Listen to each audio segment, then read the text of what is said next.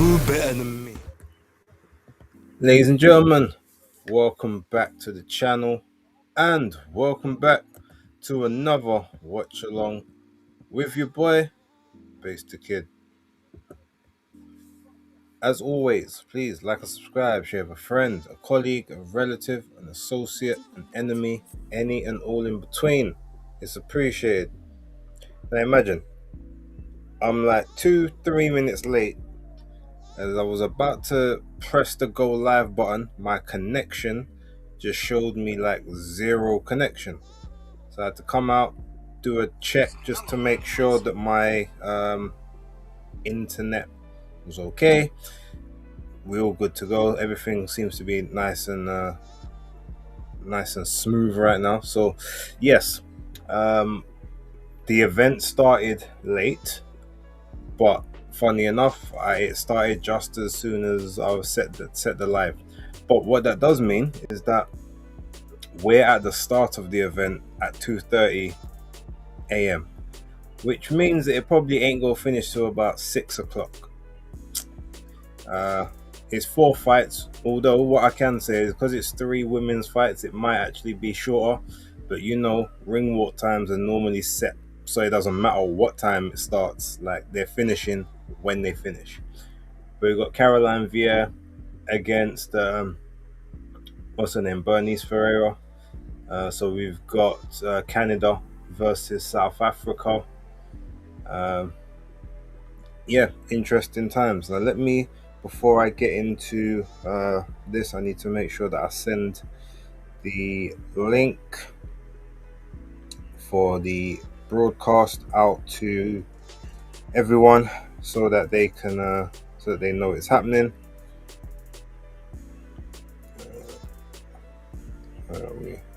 View channel, share.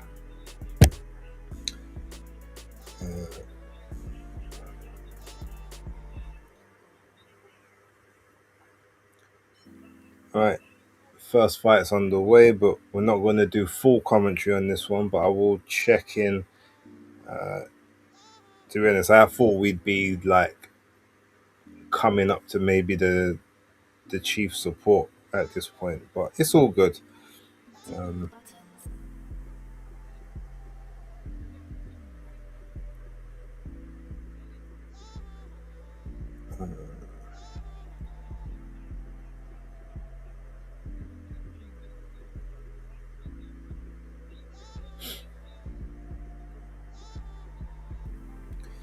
Live now. Da-da.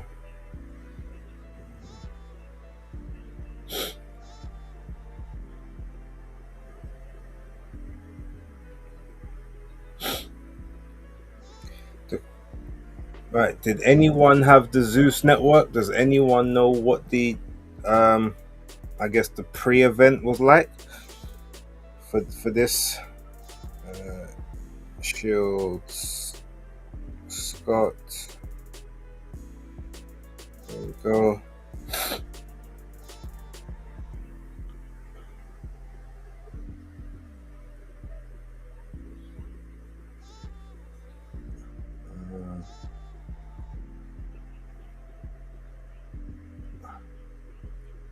The promotions, and then the zone.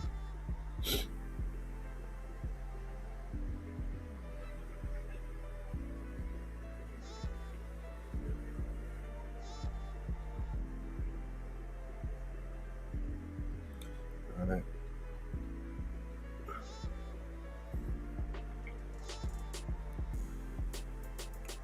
So let's just share this video.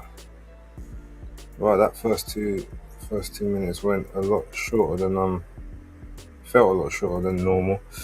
And then just post that.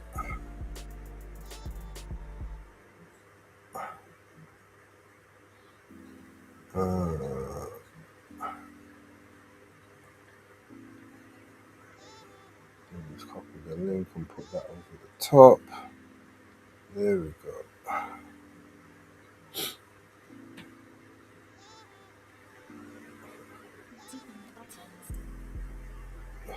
Shit. Lovely. Right, let's check any comments. Big up. Shout out man like Star Fox. Says not base staying up for a Shields fight. I must be dreaming. uh, I know. Although this might be one of the last watch alongs I get to do for a while. Actually no, that's a lie. Not one of the last, but I might only be able to do watch alongs at this time. Because I have a new job that I will be starting. When I say new, it's an additional job. So I haven't changed my main job. Like my main job is done, but I got another job, which will likely take me to working till like 11, 11:30. A lot of Saturday evenings, um, which means I won't be home to do these watch alongs a lot. Oh, just realised who Kaye is. Pacific things are on. All makes sense now. All right.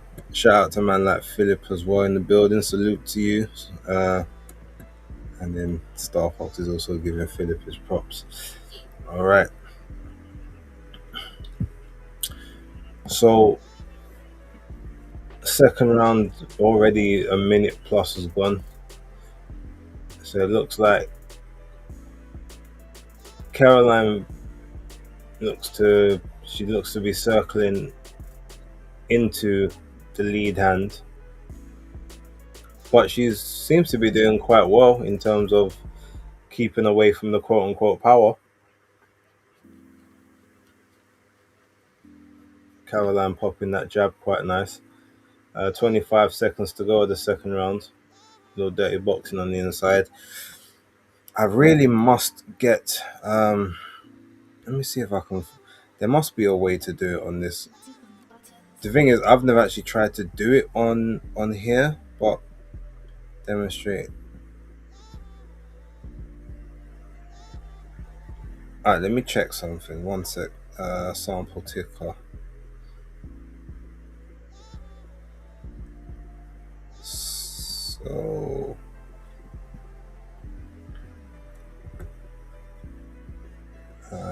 banner. Let's see. And that's just some demonstration banner. This is how it looks. Yeah. What I need is to be able to put in the timer for the rounds.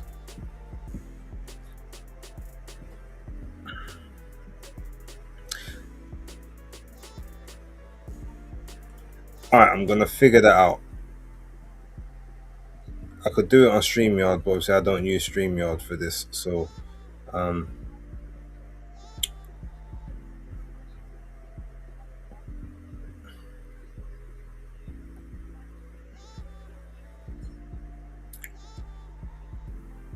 I will work it out later. But for right now, it shouldn't affect this too much. So,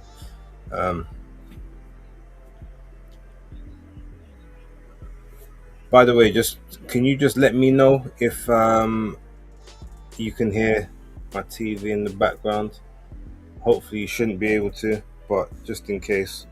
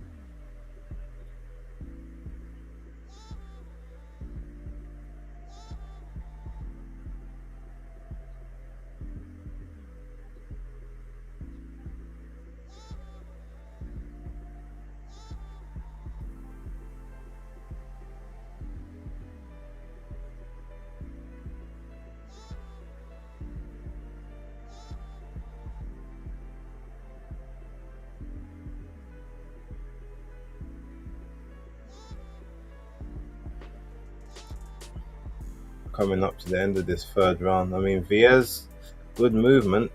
Ferreira just can't really seem to pin her down. It looks like she needs someone stationary in front of her. But Viez still got to be careful.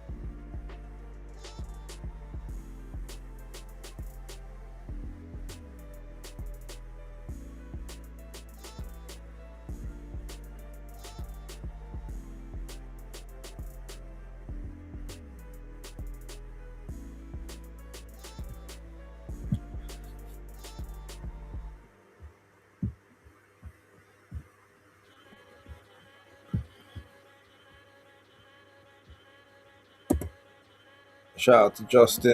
Uh, I feel like you don't like Claressa Shields based and I want to talk about it. Okay, talk. What do you want to say? What do you want to say, Justin? Yes, why do you feel like I don't like Claressa Shields? I mean, to be honest, you don't have to feel that way. It's a factual way of life that I don't like Claressa Shields. I've made it abundantly clear in any video I've spoken about regarding her. So, but why do you feel that way? Or are you saying that like I don't like her, so why am I doing the watch along? If that's thank you for that, Phil. If that's what you're referring to, Justin, please. And the answer will just be because it's something to do and I'm awake.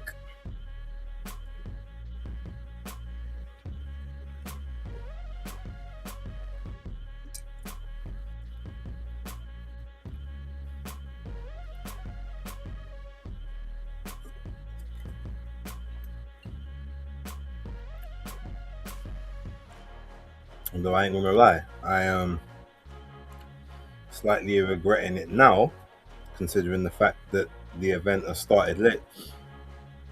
This is proper top rank settings here, ESPN business, where the card is starting at 9:30 Eastern, 6:30. What's that? 6:30 Pacific, and 2:30 GMT. The only reason it doesn't appear it's not going to be as bad, I believe, is because it's a women's. Oh, VA's got a point off for holding.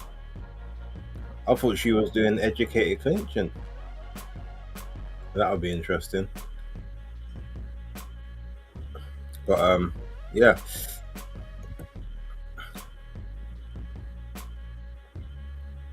The way you advocate for women's boxing and select fighters and not the greatest female of our generation, that's not okay, man. Why?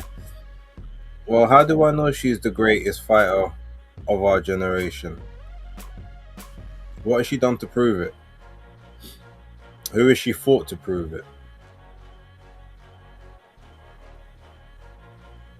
And I can advocate for women's boxing and not like every female boxer. Like, that's just my right. But Claressa hasn't beaten the who's who of the game, partially because she's too heavy to actually fight the majority of them. But also, there was a time when she could have, if she really wanted to, get down to lower weight classes to at least try to bridge the gap and, and attempt to fight some of these women. Yes, she would have been giving up an advantage or having to deplete herself to do so, but that's what she would have had to do to really be great. At this stage, she's chosen to be comfortable, sometimes too comfortable. She created this narrative about, oh, I had to go up to heavyweight to find challenges. No, you went up to heavyweight because you didn't want to train. Let's keep it honest. She said it herself. Like, it's hard getting down to the 154s and the 160s, and she didn't want to lose the ass, as she said, and all of that stuff. Like, basically, you didn't want to train. You're a naturally thick set girl. You're undisciplined outside of camp in terms of, being a certain weight. You didn't want to stay consistent and stay at a lower weight to make it easier to make those weights, to make the fights that you needed to make for legacy. And you're happy fighting a bunch of 40-plus-year-old women that have just turned over. And it's funny, she's like, oh, I went up to heavyweight, and there's like four or five girls said, yeah, we're gonna get this smoke, when there's only like 4 or 5 girls in the heavyweight division to begin with. Again, it's narrative, it's spin. But also, what else is she gonna say? Like, she's not gonna say, oh yeah, well, I went up to heavyweight, there's only 4 girls in the entire division. Like, that's, she can't necessarily run that. And you've got, the casual public who will listen to what she says. And what makes it worse is then you get the promoters and you get the people like Chris Mannix and Sergio Mora and Todd Grisham, who will laud the 19 world titles and the 5 weight world champion, the 3-time, 4-time undisputed, all that stuff. But you can't tell me who she became undisputed with. What belts did she win off of what opponents? I can tell you that, because I actually followed Claressa's career, the same as I followed Kaye's, the same as I followed Amanda's, the same as I followed Alicia's, and Cecilia Brackhouse, Natasha Jonas, all of these people, Dina Thorsland. Like, I can tell you where all of these people got their belts from and who they fought.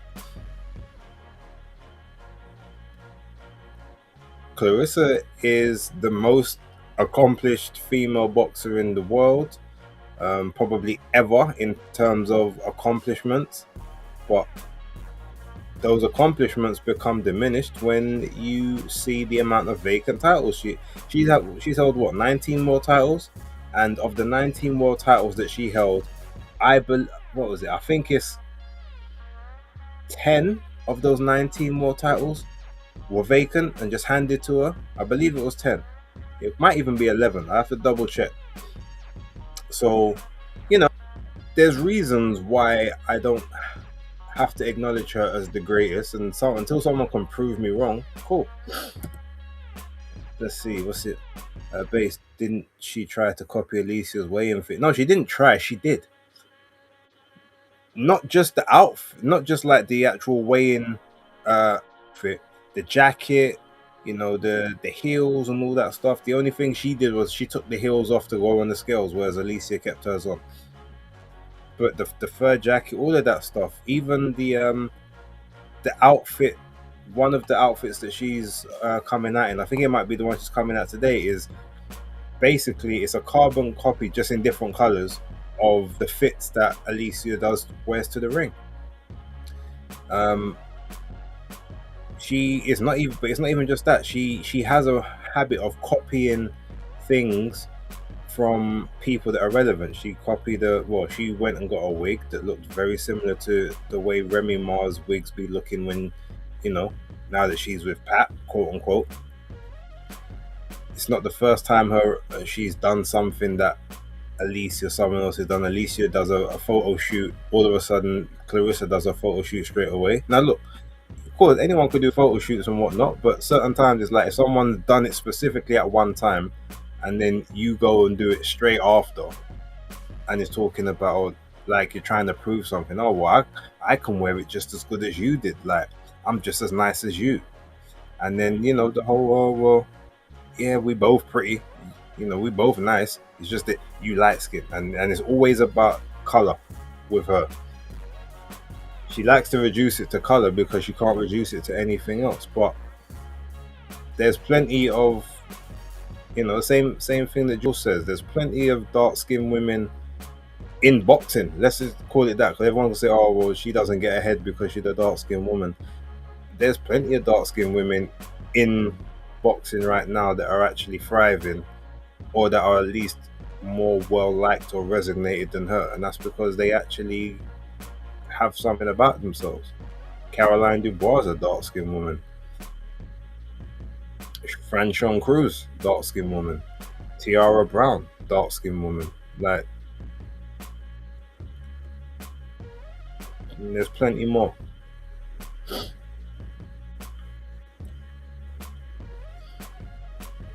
He's probably ready to start the stream, but he's just sitting there, not wanting to out of principle.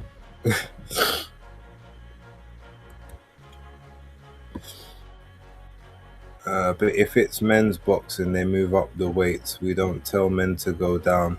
Why should Claressa? Surely these women should move up to see her.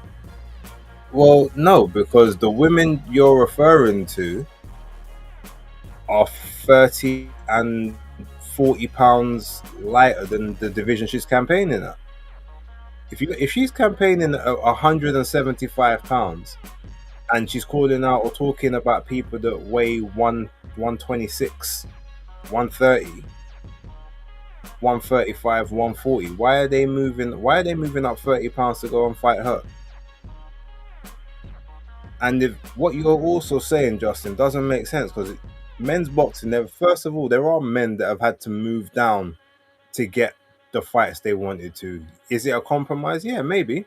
But they're also, you're looking at it from a perspective of, if she has no one to fight and they have everyone to fight, why am I going to move up 20, 30 pounds to fight you one fight when I can fight 6, 7, or 8 people in and around my weight classes that are all just as credible? So if there's 8 people that can fight each other and you're the odd one out, guess who's got to move? The one. It's that simple.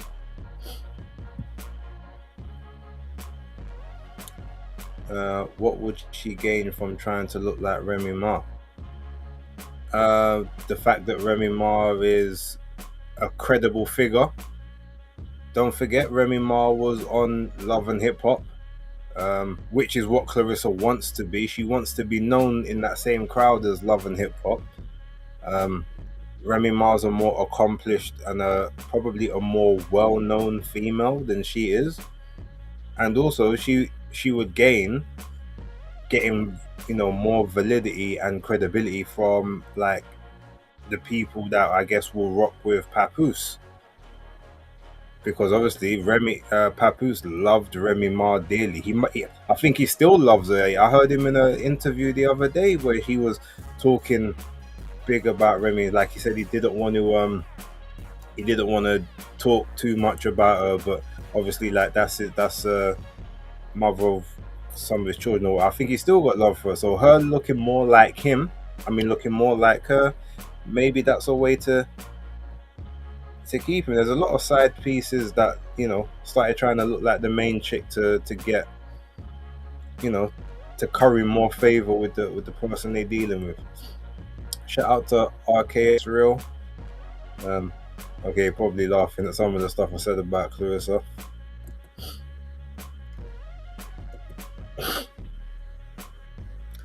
Let me know if my connection's dipped out, because my reception has dropped off a little bit.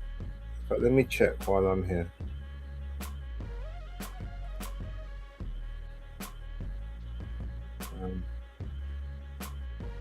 Oh no, it looks like I'm okay.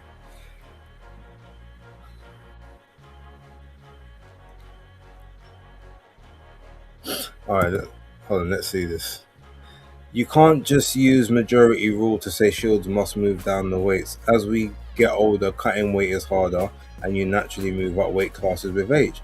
Yeah, so, but we're talking about as you get older. What about when she was able to make it down to 154, or say that she can go to 147? The times when all you had to do was be disciplined, and you could have been able to make catch weight fights against these women. But I can use majority rules because, again, unfortunately, if there is 8 people that can all fight each other at one weight, and you're the one person that can't fight them because you are several weight classes above them, then you're the odd one out. You're the one that's got to move. Majority rules works in everything. It's called democracy. If there's 8 people that vote for one prime minister and the one person votes for the other one, who wins? So unfortunately, majority rule does let that. Well, is Caroline getting another point deducted? But that's unfortunately that's what it is. Justin, it is, that's just fact. It's a fact of life. Claressa is not the side piece. Come on now. Well, we don't know that. She started out that way.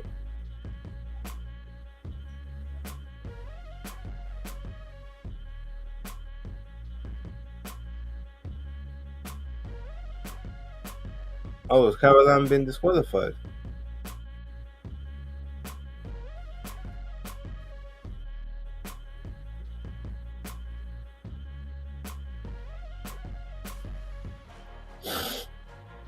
And even if she's not technically the side piece, now what I'm saying is, there's a lot of side chicks that will try to style themselves after what the main chick looks like to garner the attention more of the person that they're dealing with.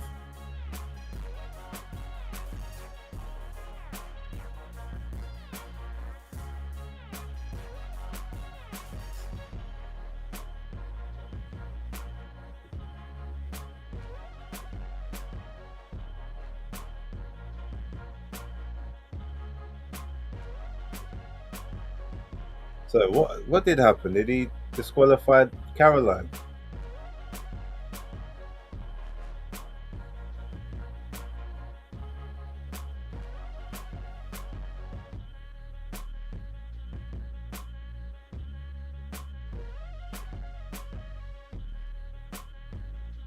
Oh dear.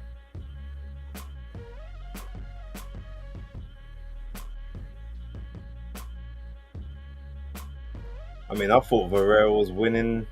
I mean, Caroline Vieira was kind of winning the fight.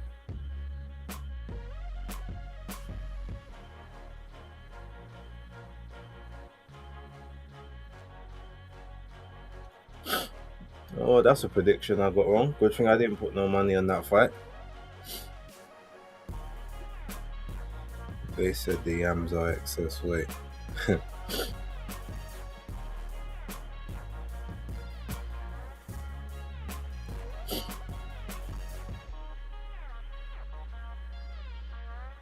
Caroline's got 2 losses on her record now.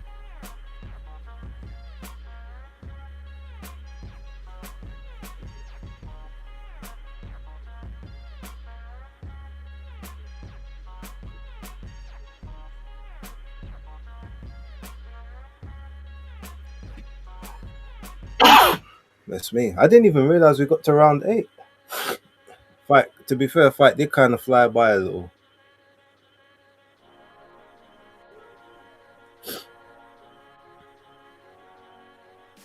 I mean, I thought that Caroline was winning from what I saw, but to be fair, I wasn't paying attention to the fight that much. So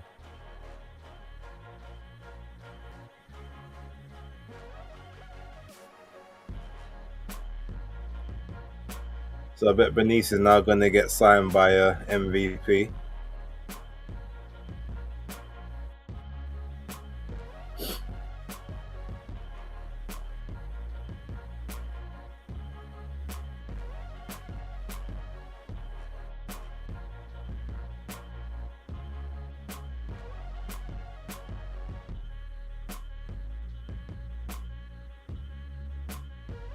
Caroline ain't even going to stay for interview.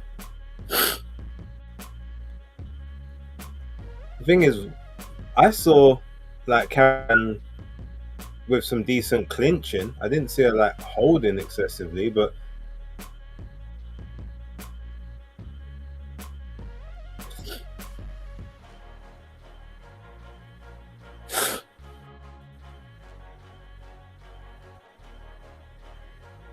I mean, to be honest, I don't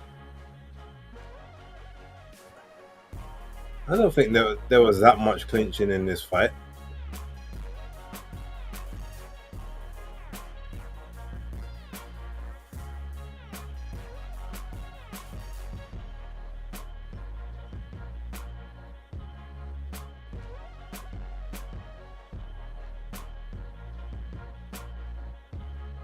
I don't know.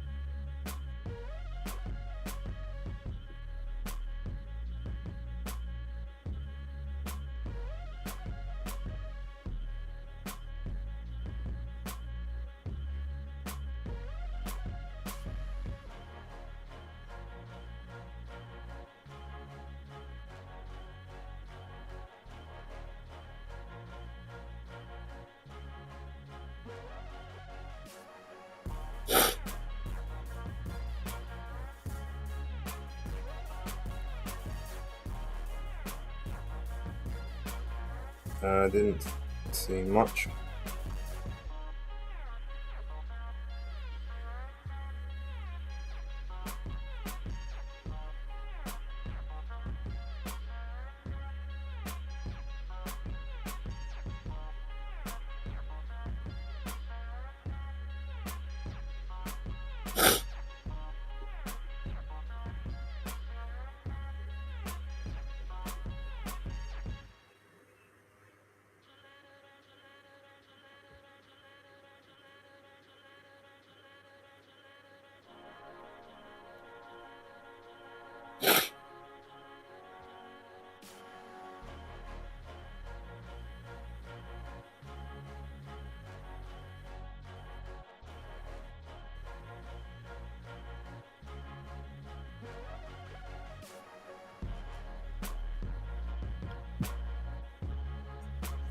Just saw clips of the Ray J versus Brown fight. The ZEUS network. I don't know. I might go take a look back at some of that.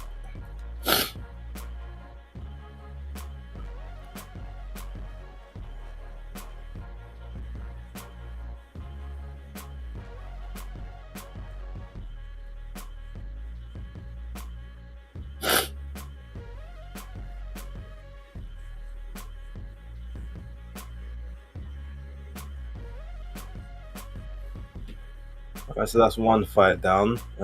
We got another female fight coming up. So let's see what time that finishes.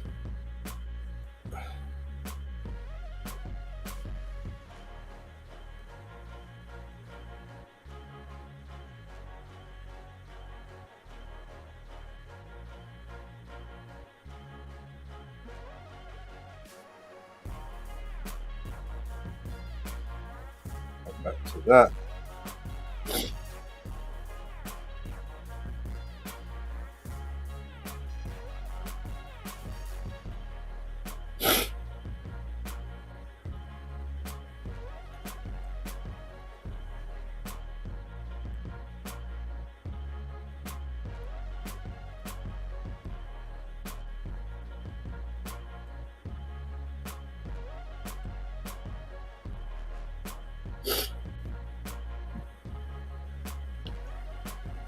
Right.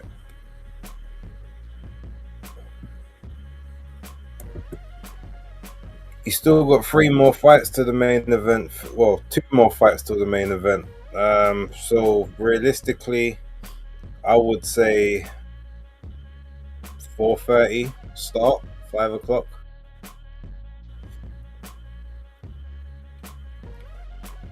Especially if Claressa only just arrived at the venue. But it is now 10:08 on the East Coast. So one sec.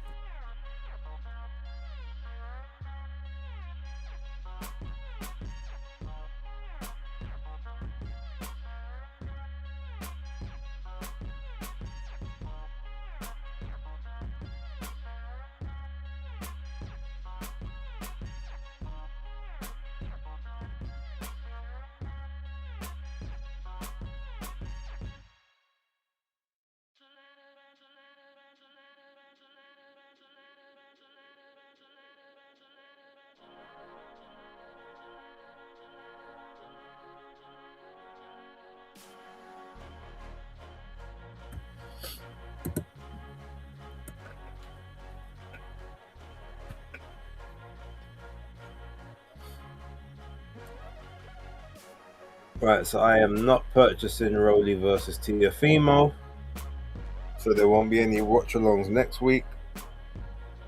Well, actually, it depends because I might be. I'm still waiting to find out if I got accredited for the fight with George Lidard,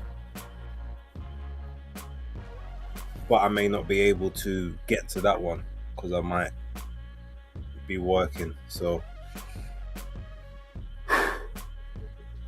we'll see. I will do the I'll do the Katie Taylor fight. I will definitely make sure that I am available to do that watch along.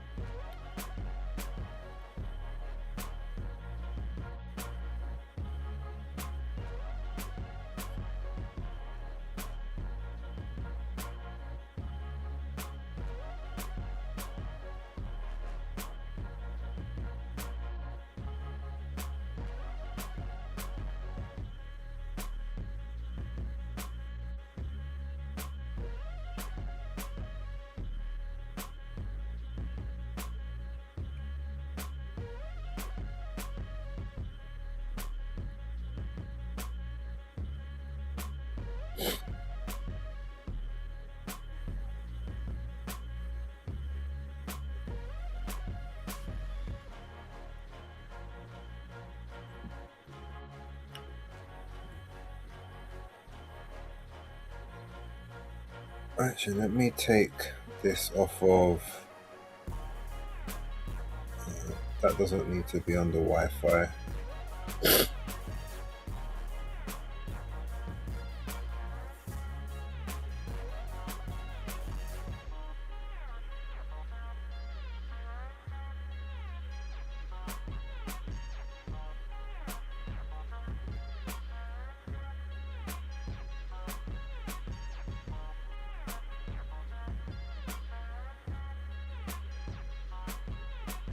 All right, so we're getting the next fight coming now. So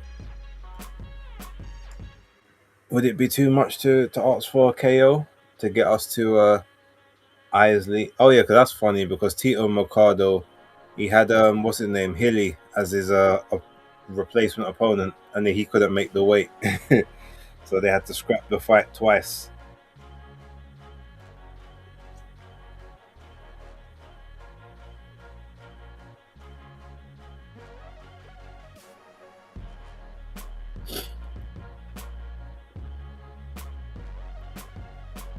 Right, hold on. I'm not happy with this connection, so I'm gonna jump out and jump back in.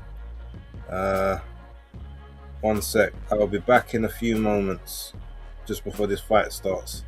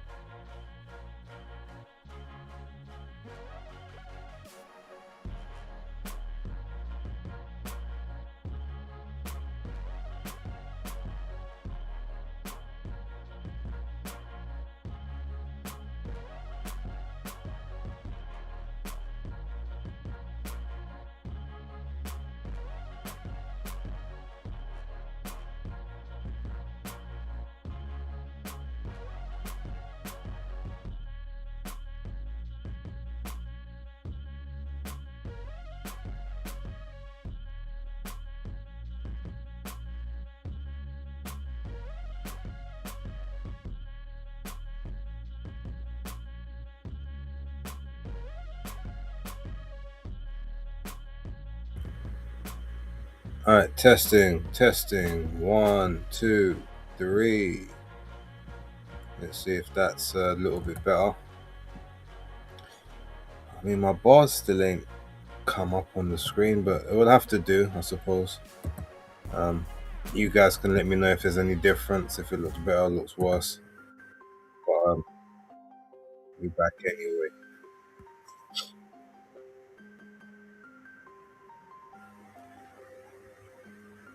So second fight's about to start.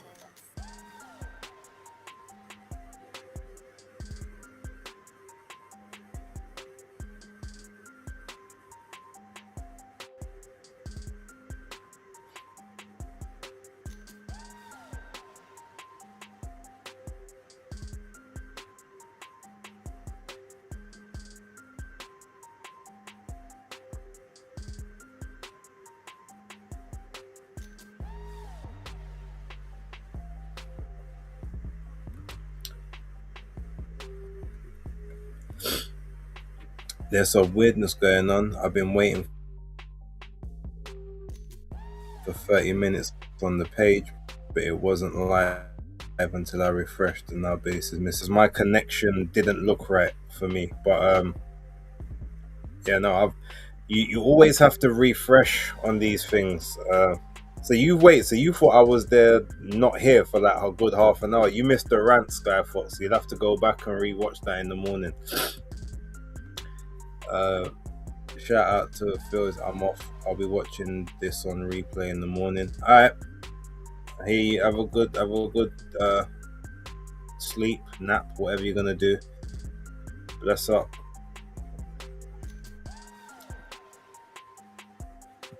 The man said, "Wait, the stream started." Oh, Star Fox, you kill me.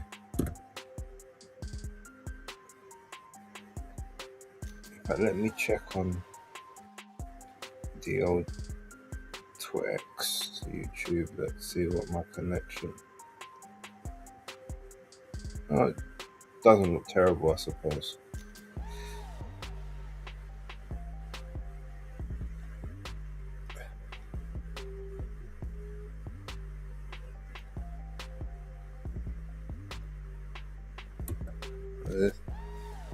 I'm still processing what I want to say next.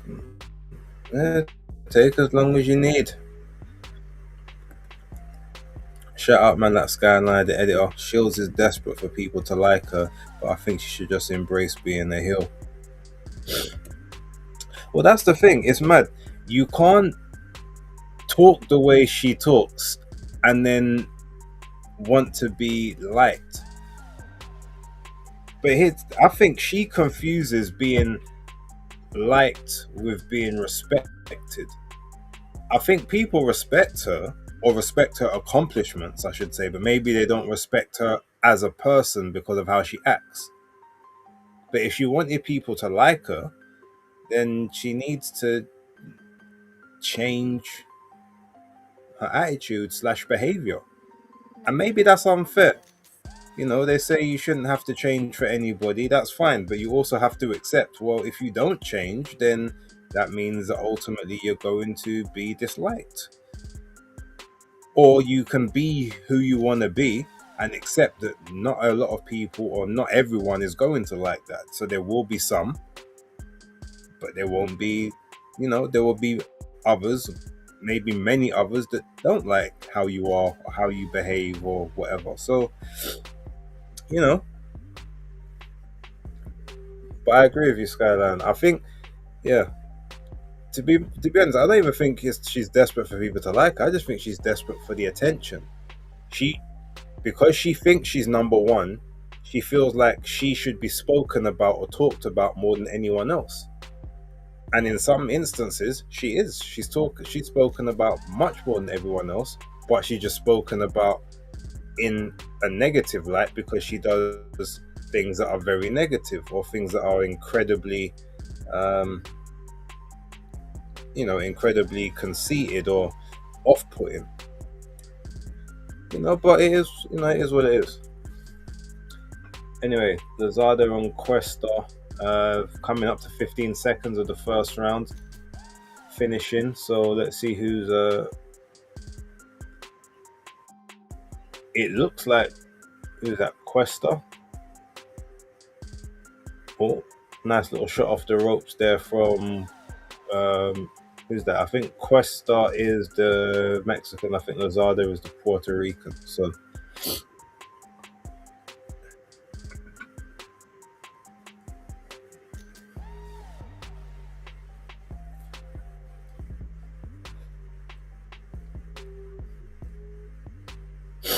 in fact, let me go and take a look at what the odds are for this Claressa Shields fight.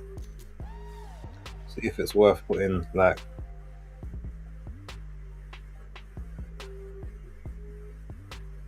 uh boxing. Let's see. Wow, 1 to 35 for Claressa. Jeez. Okay.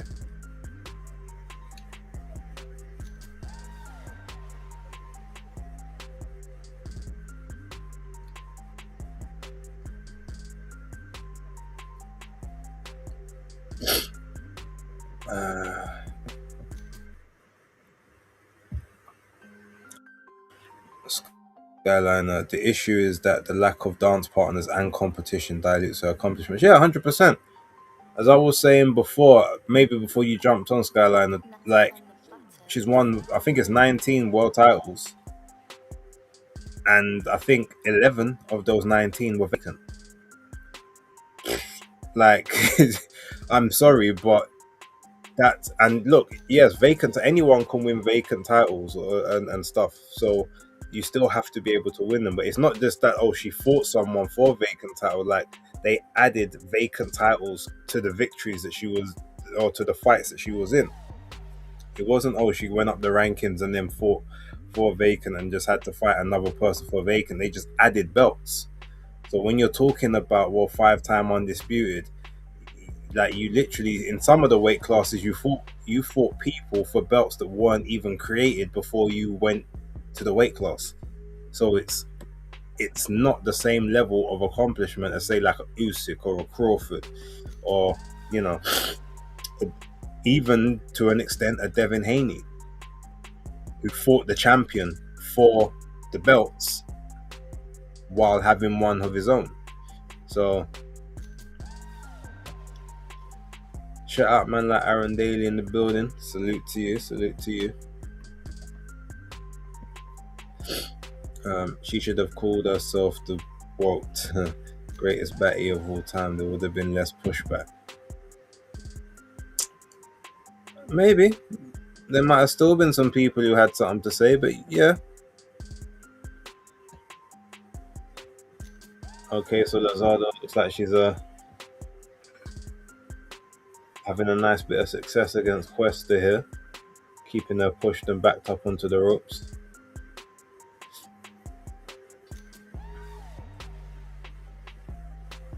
But it's I mean, to be fair, Amanda Serrano's about to do something very, very similar, but having a main event with a 1 to 35 is yeah, that's crazy.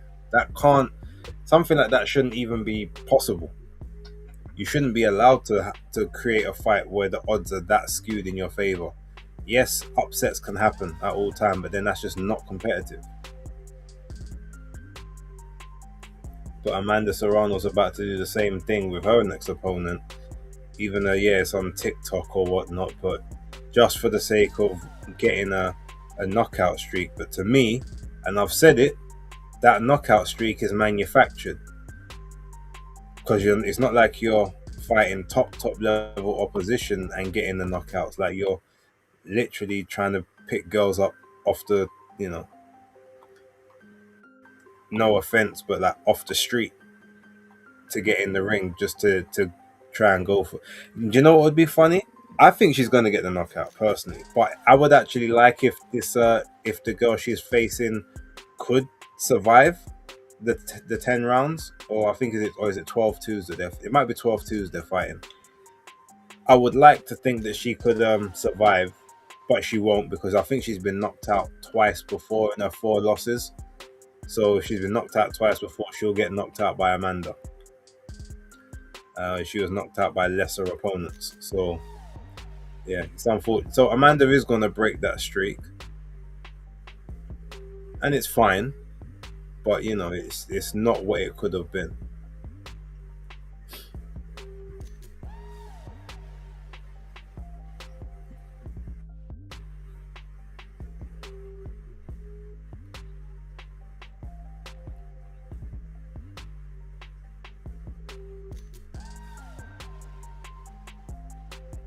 Oh, Quest is hurt. She's about to get knocked out. It looks like.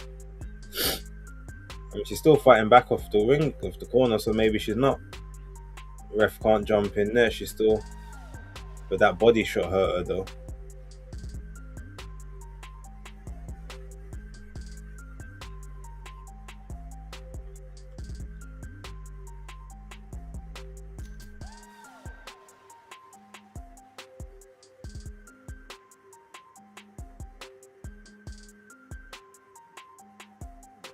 Yeah, Lazarda's still getting to the body, but Quest is coming back nicely. They got it 1-40 for Lazada and 16-1 for Questa at the moment.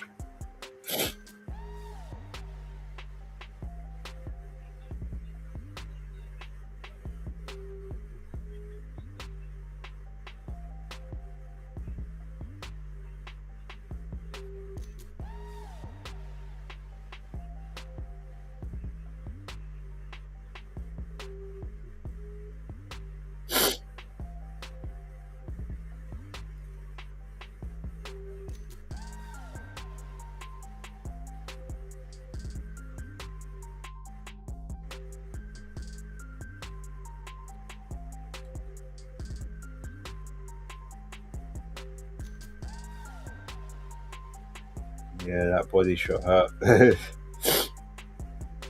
Coming up to the third round now.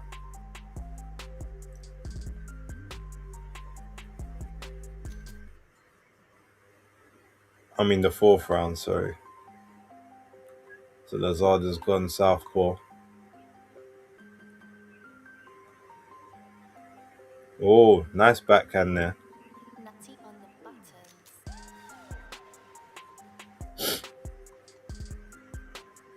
Oh, nice right hand there by Questa though.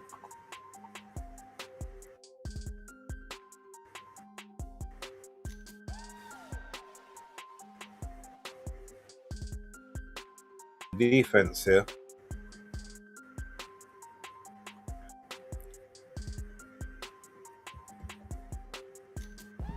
Has a Teeth Alberton had his fight yet? He looks like a good prospect. You mean on this card? If so, then yes, it would have been on the prelims.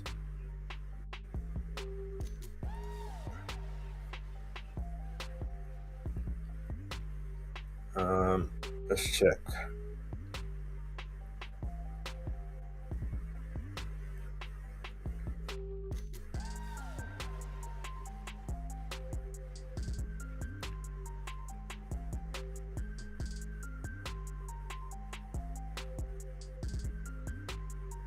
Yeah, it's on the prelims. It hasn't updated on BoxRec yet,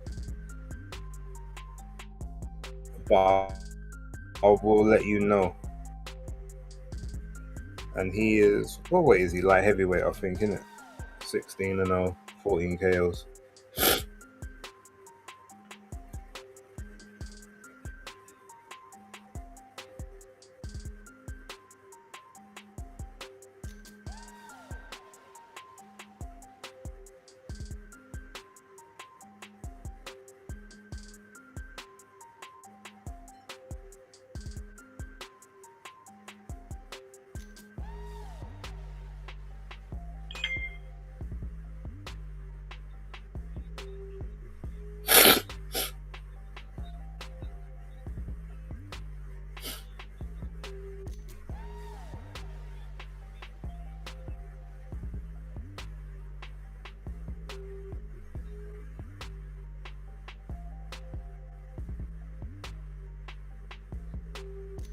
Says Kate's got a rival. Is that just now, or has she been there for a little moment and they're just announcing it now?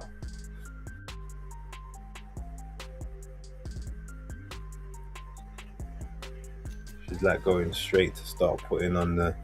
She ain't even having time to relax.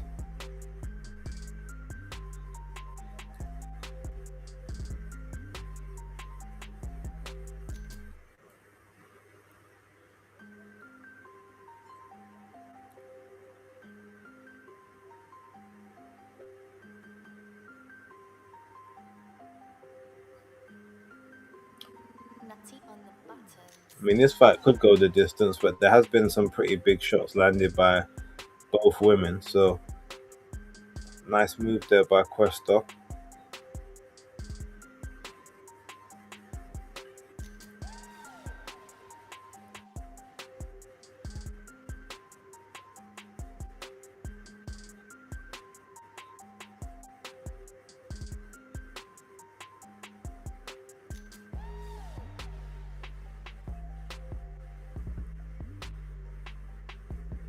Okay, so that's.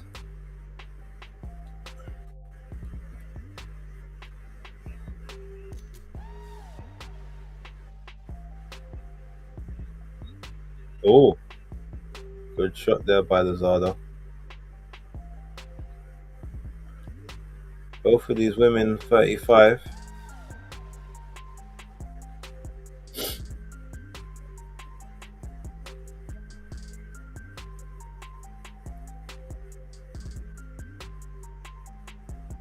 Lazada swinging a bit wildly there.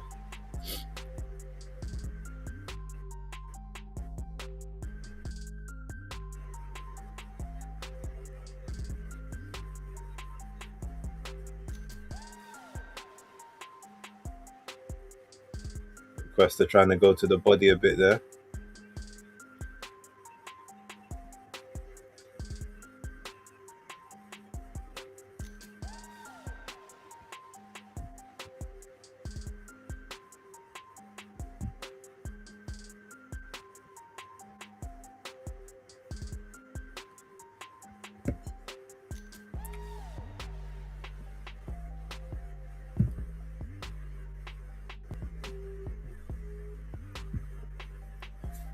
I'm surprised this stream is not actually getting any traction from X at the moment.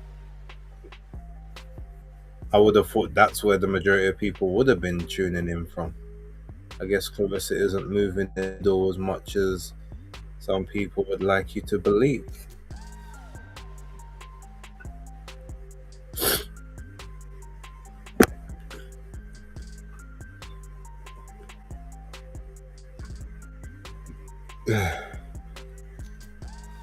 That being said, it is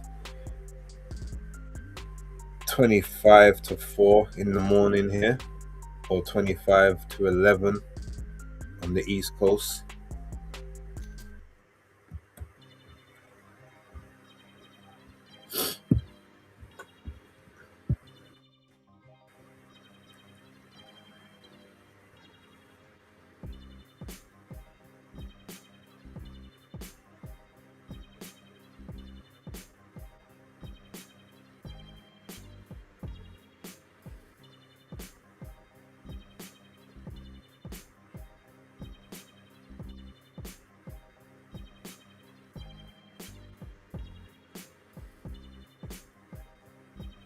So Cuesta went to Southpaw, went back to Orthodox.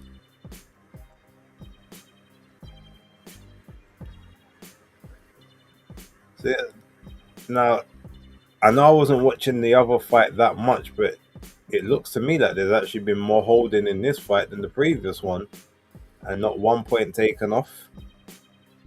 No danger of a disqualification.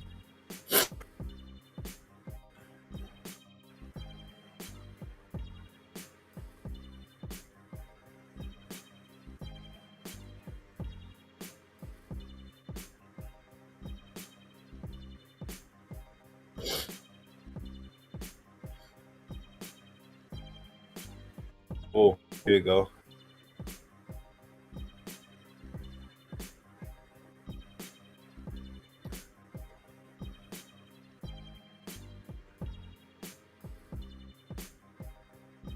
There's Arda trying for those big shots now. Oh, there we go. There we go, Questa. Oh, big shot there by Lazada. There's holding. Referee's not saying nothing about the holding here. Questa might be getting ready to go because that's a nasty cut on the side of her face.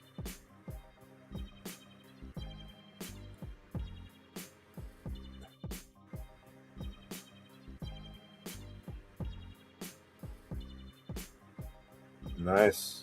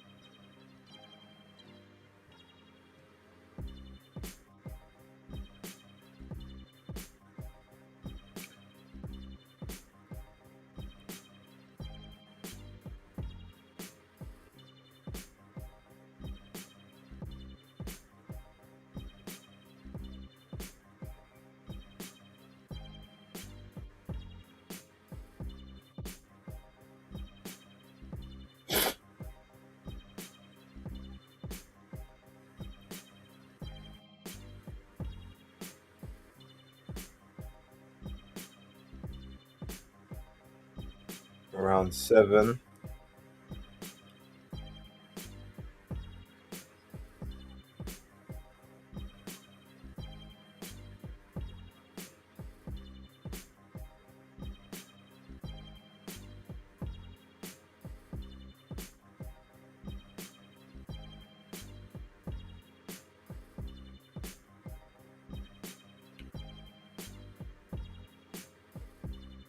Oh, another clash of heads, it looks like.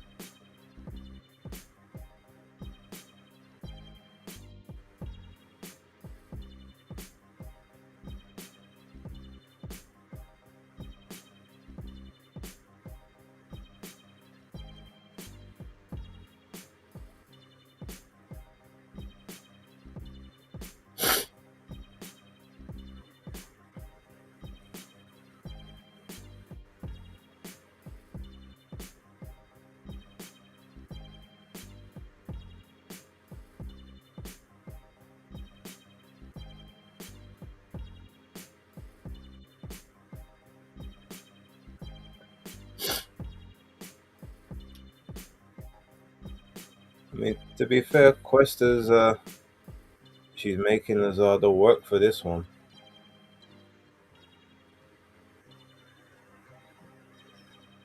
Well, that was a nice shot there by Questa.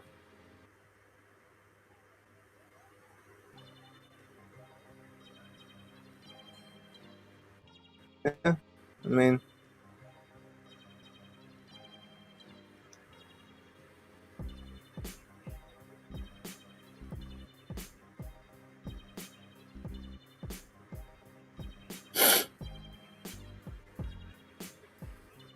I'll probably go live for the Andy Ruiz fight.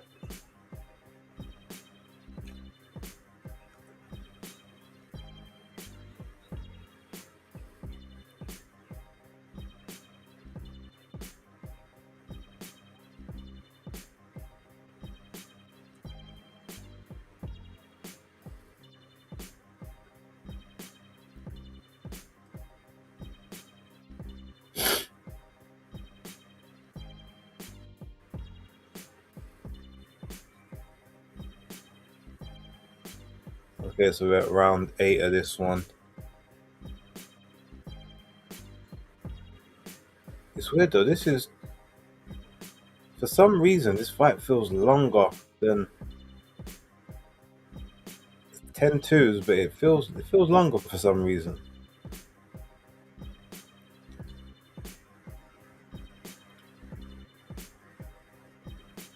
And the Troy Isley fight, I reckon, is getting the distance. To be fair,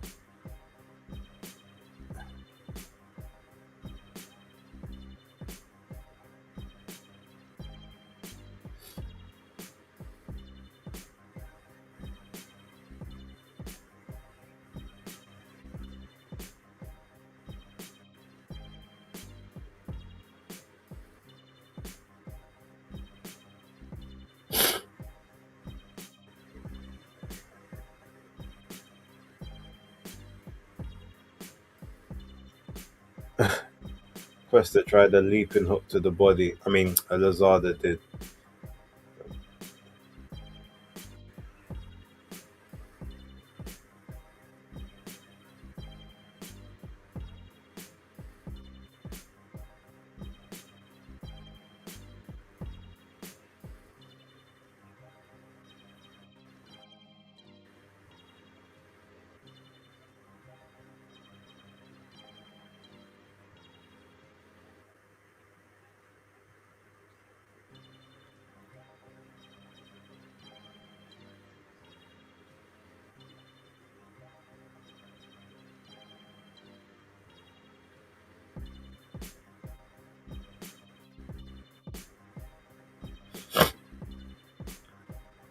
I mean, Questa's still putting in a big effort here.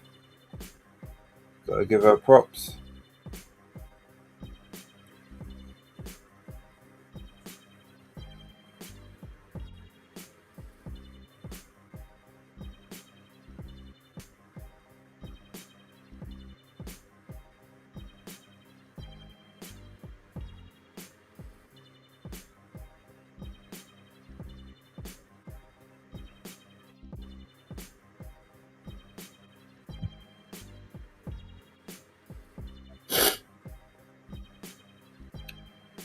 I always wanted to go to Atlanta, but I got a feeling it's probably a desire of mine that won't be satiated at this point. It was one of the few states in America I haven't been to that I did want to go, but probably not now. There's Atlanta and Texas, both in the South. I've never been to LA or like San Fran, but the desire to go there is starting to wear off as well.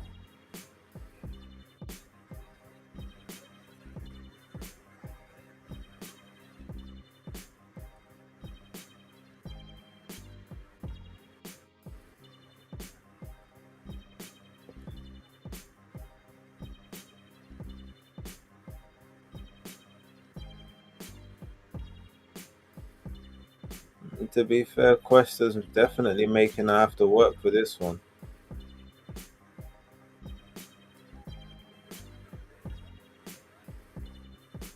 I hope that cut's gone again.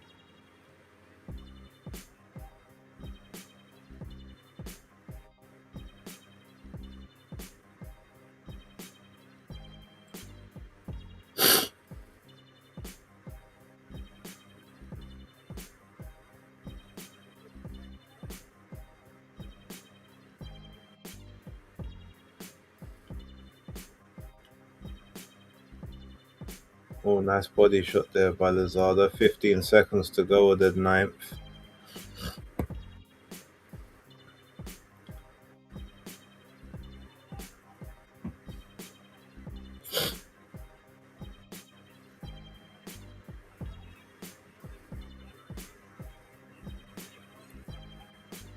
That's the end of the ninth there.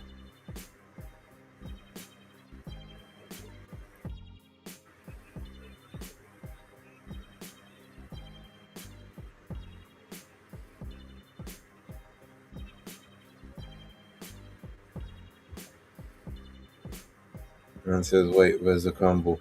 It's too late in the in the night time for that. If I get to do a watch along for Lidard, there might be one there, and there will definitely be one at Katie Taylor. But yeah, we're not doing crumble at nearly 4 a.m. in the morning. Even though, to be honest, as soon as I finish this stream, I'm probably gonna be taking the dog out, so I would have an opportunity to walk it off. But yeah.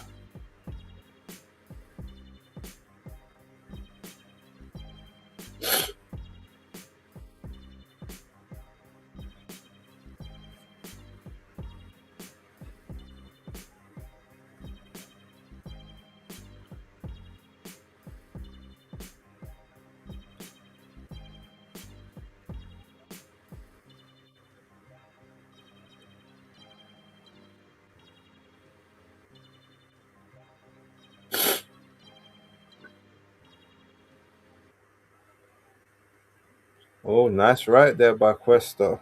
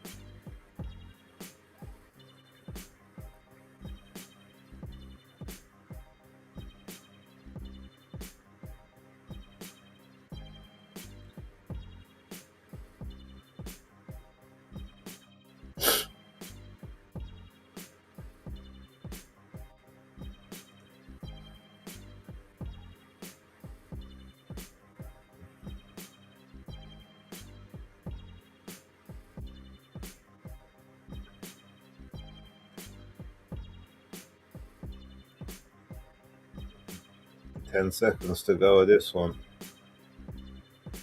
Oh, okay.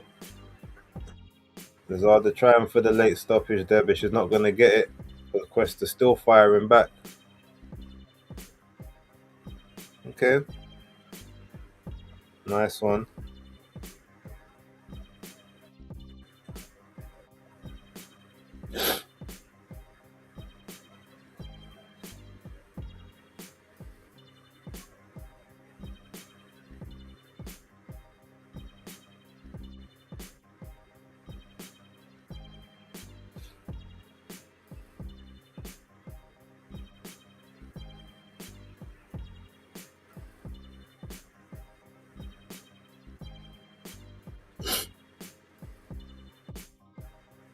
Right, well, we know who's winning that. So I just need to go. I need to go downstairs and get a drink. I will be back. Give me 2 minutes.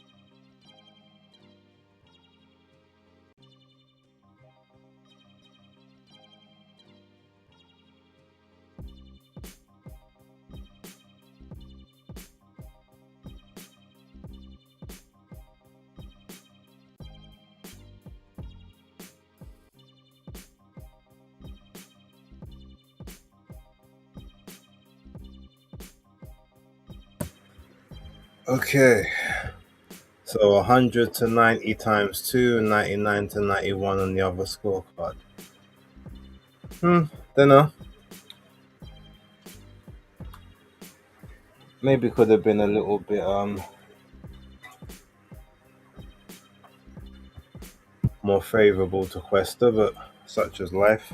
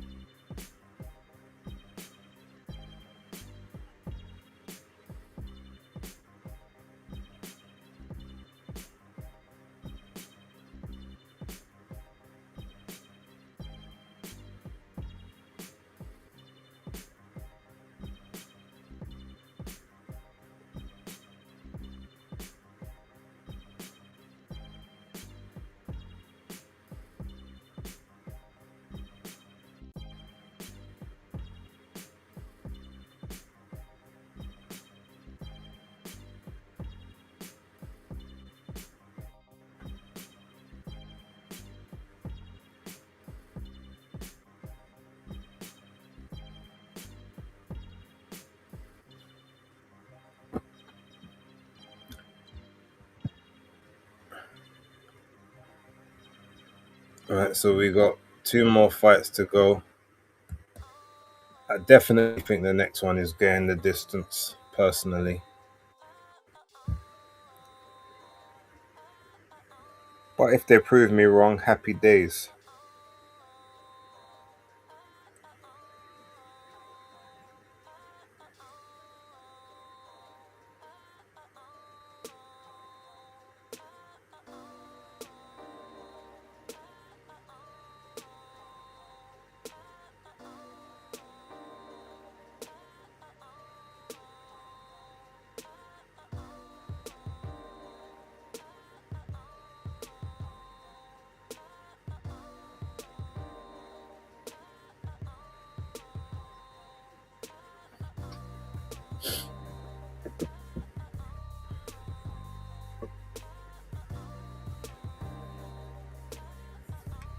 Oh, actually, while we're here, and I might have to do a video about this very quickly, but the next couple of, I mean, we're going to try and get a couple watch-alongs done.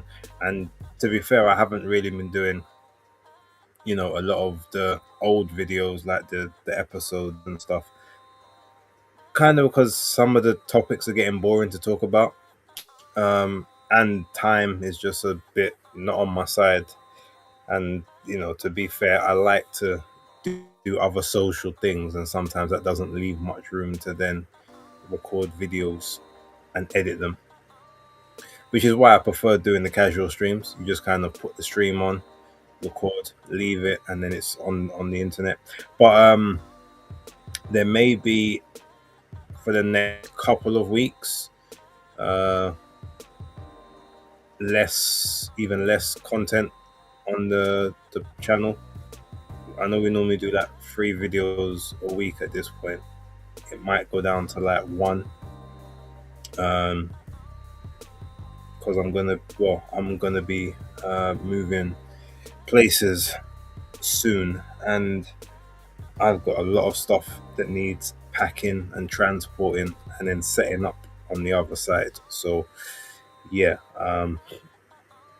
my time may be limited, but we'll do what we can.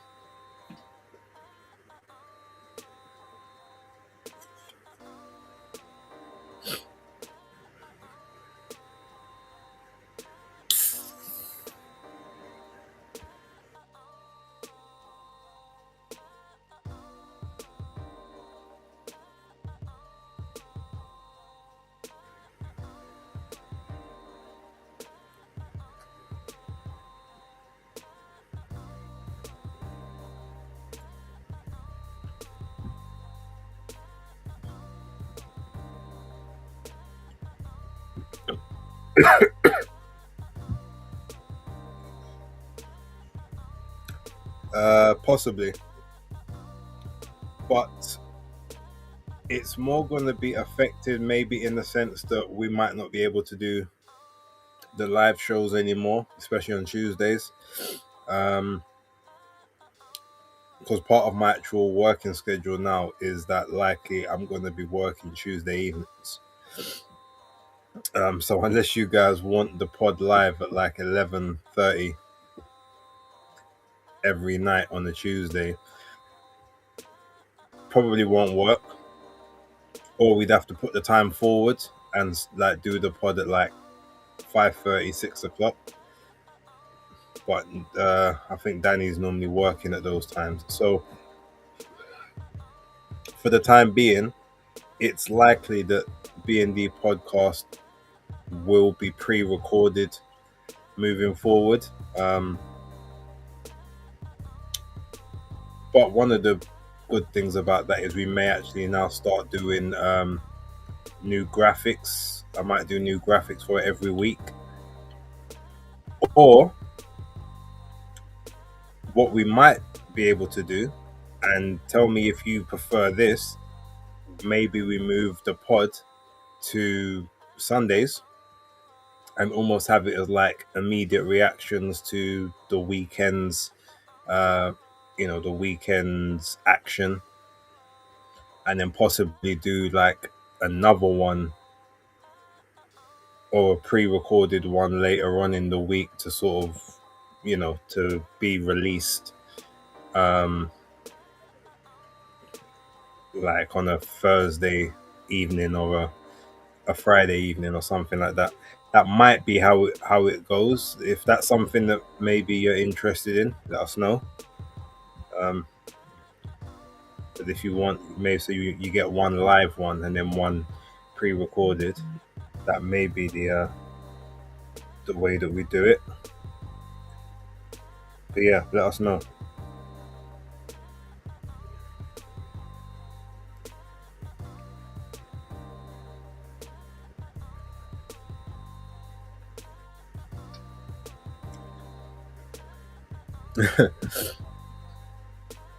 Danny needs to be kept accountable for his takes in real time. Well, like I said, maybe the Sunday will be okay, hold on. What's this? Sunday after church hours would be great. But it'd definitely be in the evenings. What because there's potentials that I could be I don't actually I'm not contracted on Sundays at the moment, but if I was, I would finish any duties by like 8 o'clock. So we could definitely do one at 9, but chances are we could probably do one, earlier on on a Sunday, like 5 o'clock, 6 o'clock, 7, somewhere around there. So we'll see what the people say. That might be a better one for the people.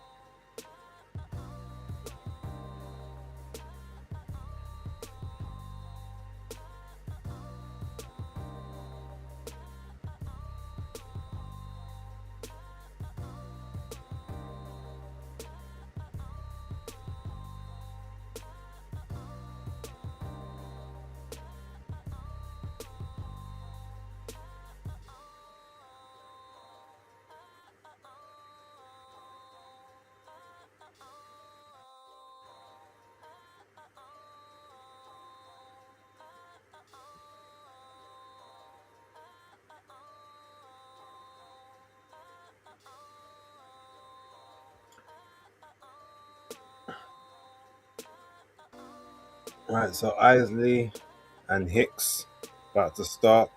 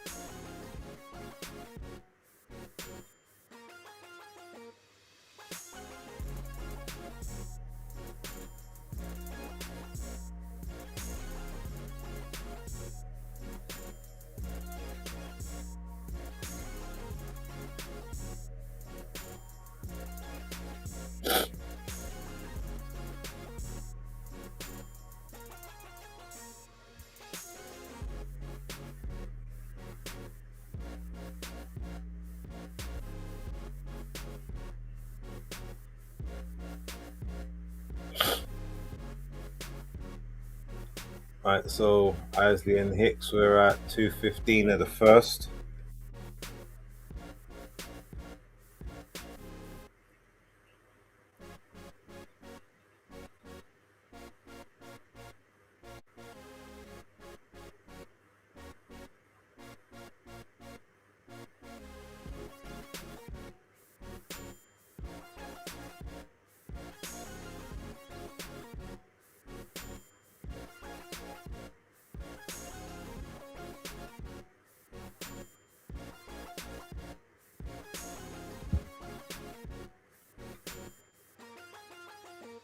Hicks is trying to play the outside. Isley's definitely trying to ambush his way in.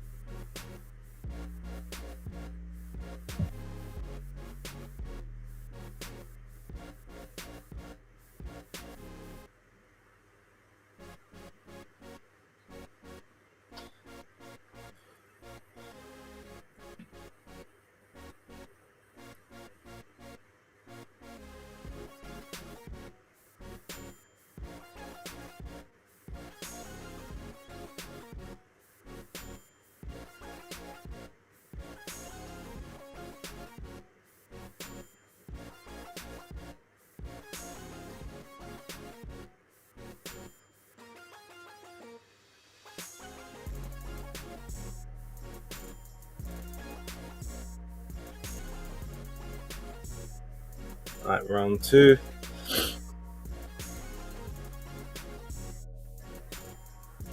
I mean, Hicks definitely got the reach advantage here. Isley looks no,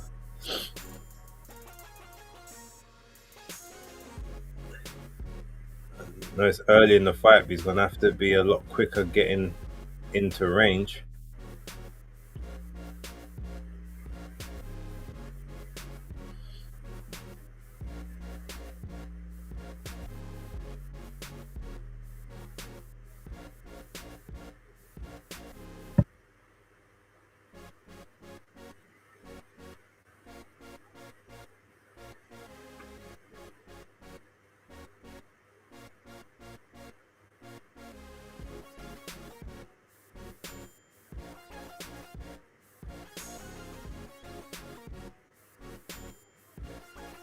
Oh,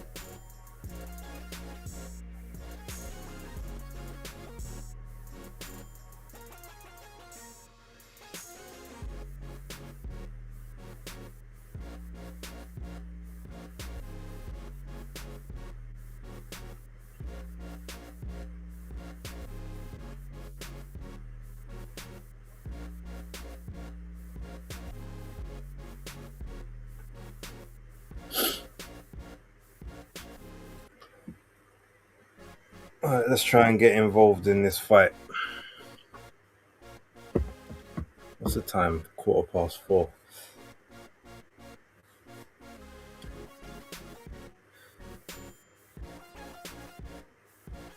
Okay, so we got 45 seconds of the second to go. Isley just can't get into range. Always hitting behind the back of the head as well. Referees calling time, saying, "Look, watch those back of the head shots."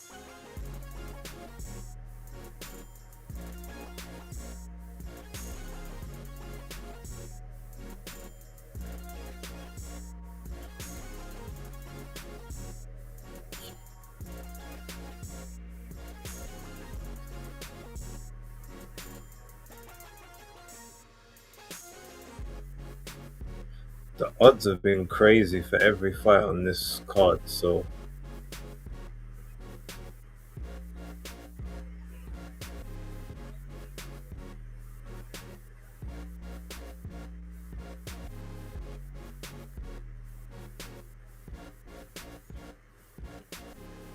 end of the second looked like a Hicks round to me.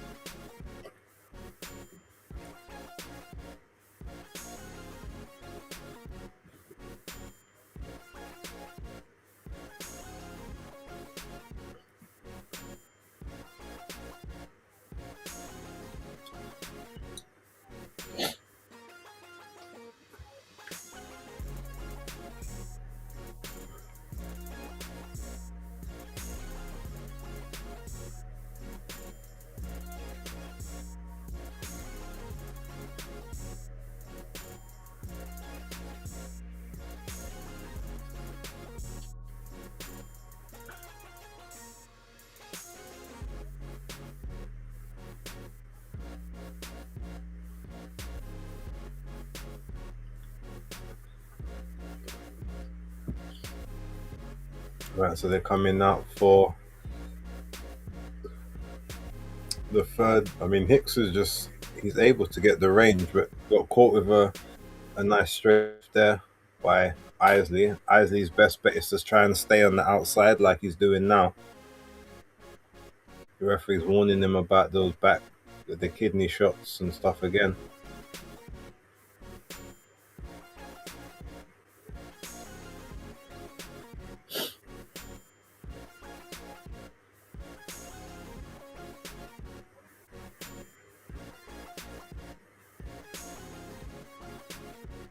Oh, Hicks got hurt there.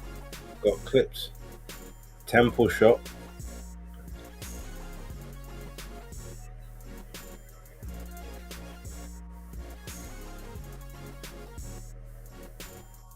Yeah, see, Isley has to fight. He's got to fight more. He's got to be more active. He's got to keep that front foot pressure.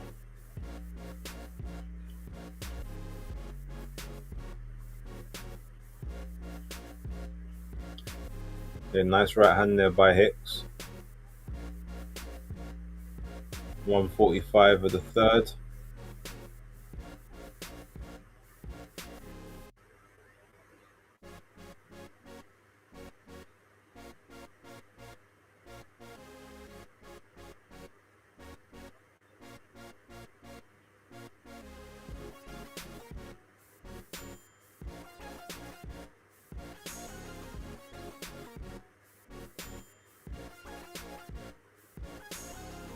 Got to admit, for nearly 50 years old, Floyd Mayweather is actually, he still looks pretty young.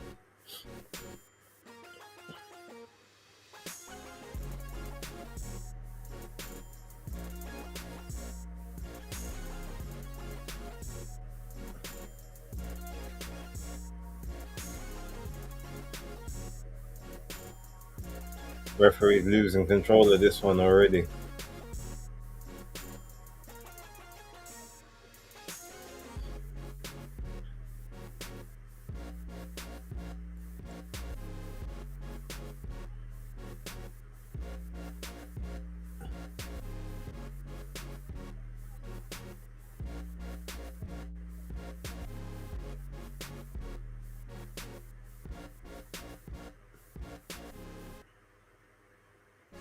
$20 to go. This one's getting. This one may not. Uh, this one I could imagine ended in a disqualification. If the first fight did, this one might have that potential.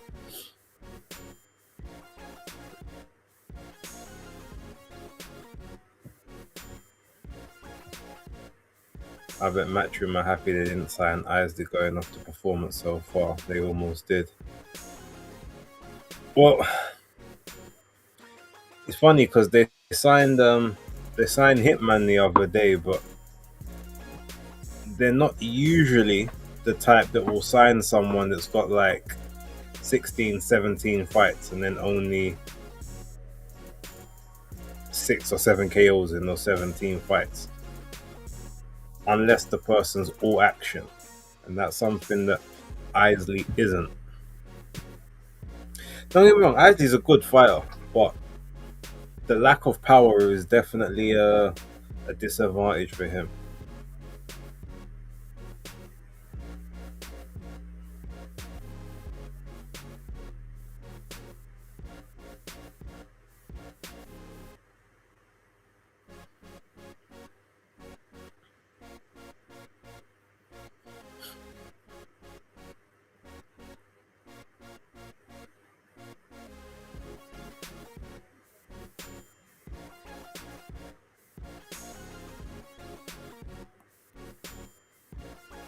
Alright, so round 4 just starting. The referee's breaking it.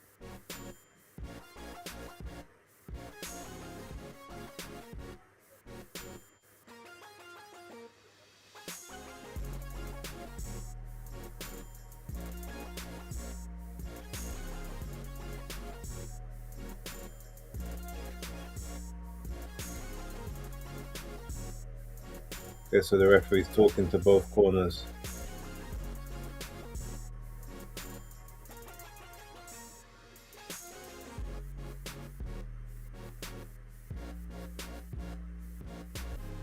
No, you don't do it in this. It's actually alright that the ref's doing it there, because if you do it on the stall, you're interrupting the time to try and get the instructions to the corners. Oh, knockdown. No, ruled a slip. Okay.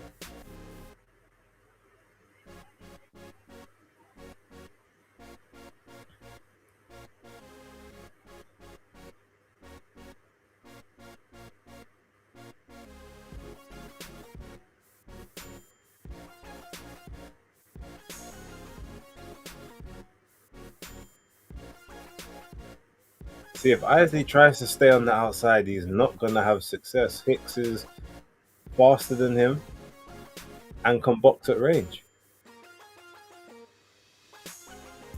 Isley needs to get on the inside. Now the problem, if he gets on the inside, it's just gonna be a clinch fest.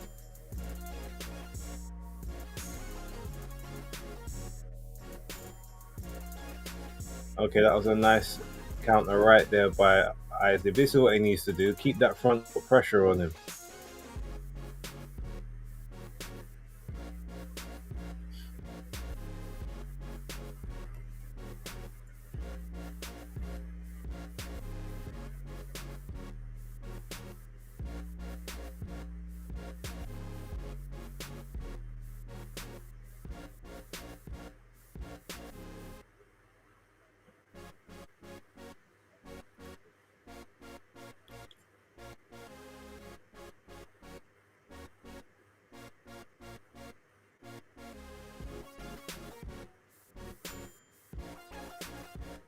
Yeah, Isley, this is what you need to do. Stay on the inside. It's a bit of dirty boxing. Hit to the body. There you go. Dig to the body until the ref says break.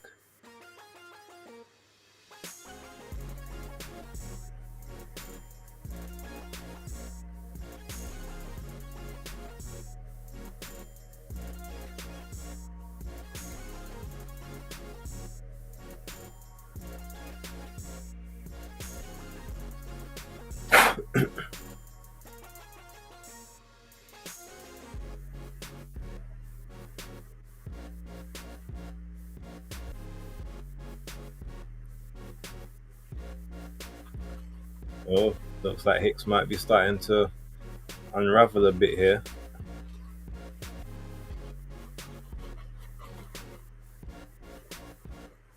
Oh, nice shots there by Isley.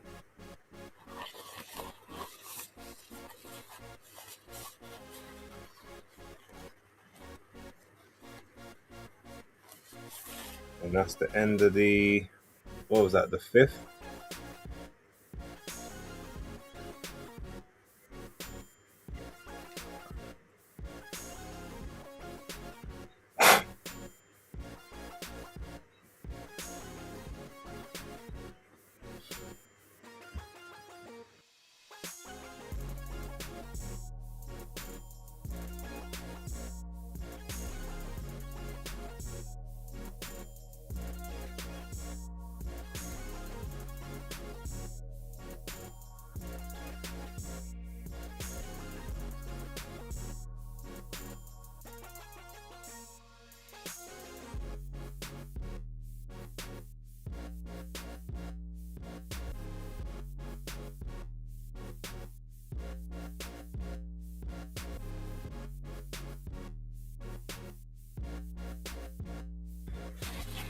I need a new phone. Oh, that was round 4, so round 5's coming up now. So Isley's starting to turn up the pressure a little bit here. This is what he needs to do.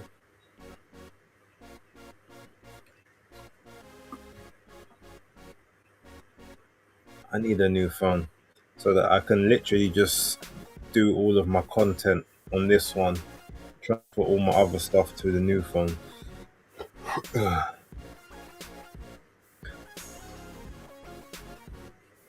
Battery might actually last longer if I did that.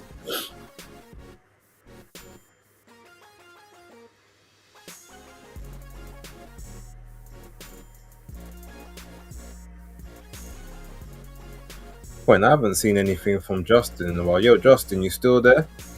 Normally you got a lot to say at this point, or you're waiting for Claressa to show up.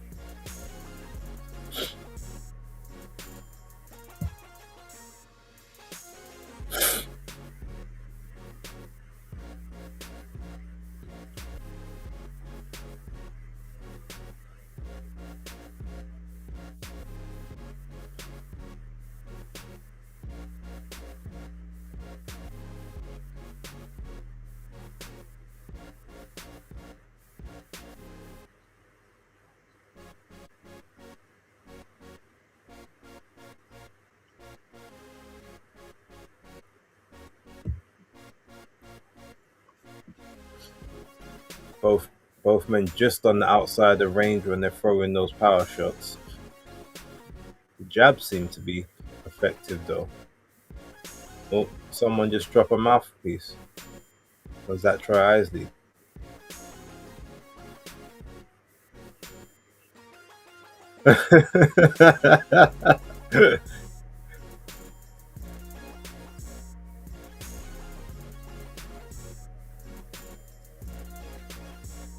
Oh no, this ref's quite funny.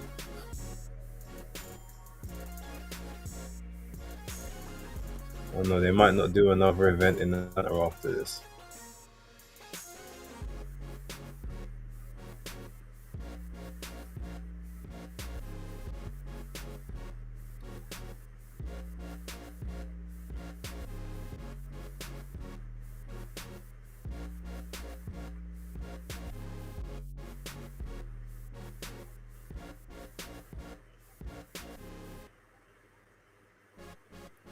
You're gonna take a point taken off. Yeah, 1 point for Isley. Oh, Keyshawn and Shakur there as well.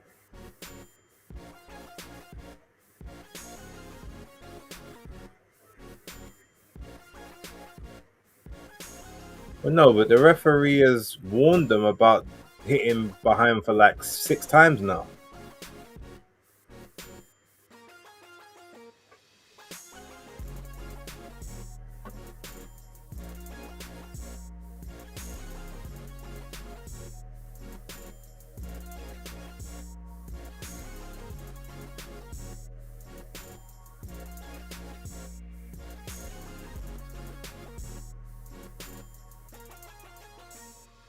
Yay, Navarrete and Oshaki Foster, free belt unification, winner to fight Anthony Kakache or what's his name?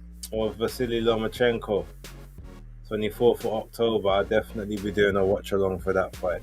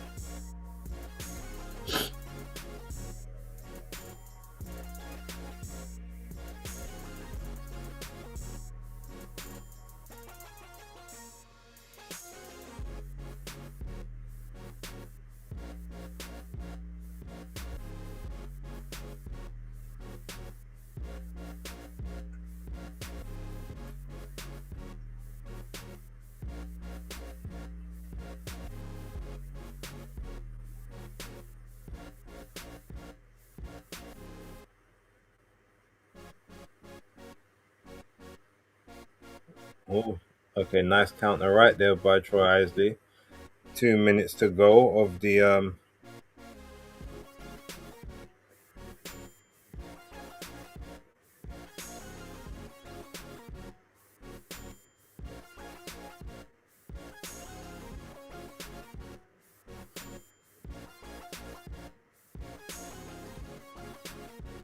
Can't lie though, if I was Keyshawn Davis, I wouldn't be at no public events right now after turning down big money for the biggest fight of my career. Nice right hand there by Isley.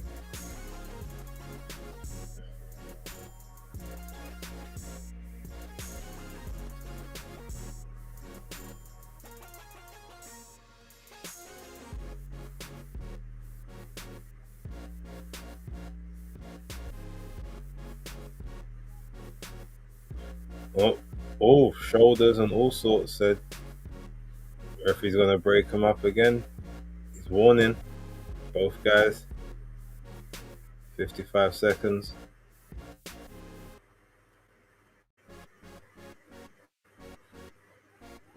So Hicks won in the amateurs. So clearly he's like a front runner, and Isley's a guy that sort of takes over in the back half of fights, which is what this one looks like at the moment.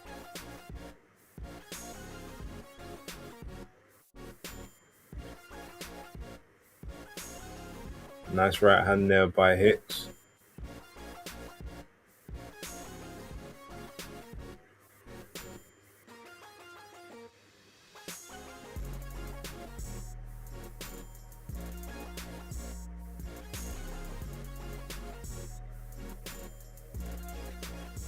Ten seconds to go. Isley's clearly won the sixth.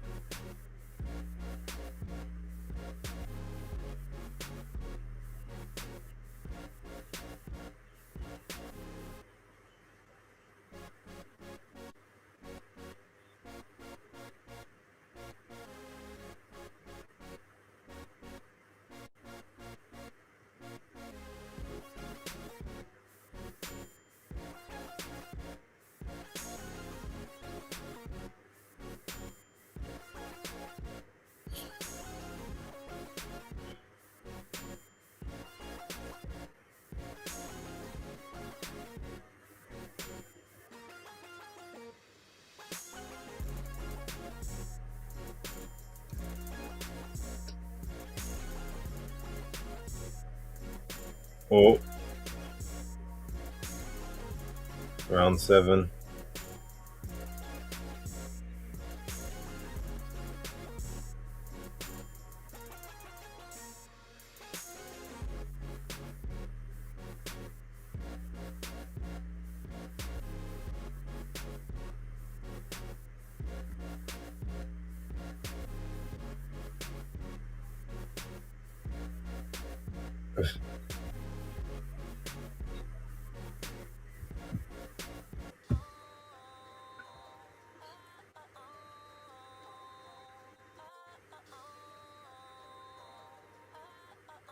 I could see another point getting taken off in this fight by somebody.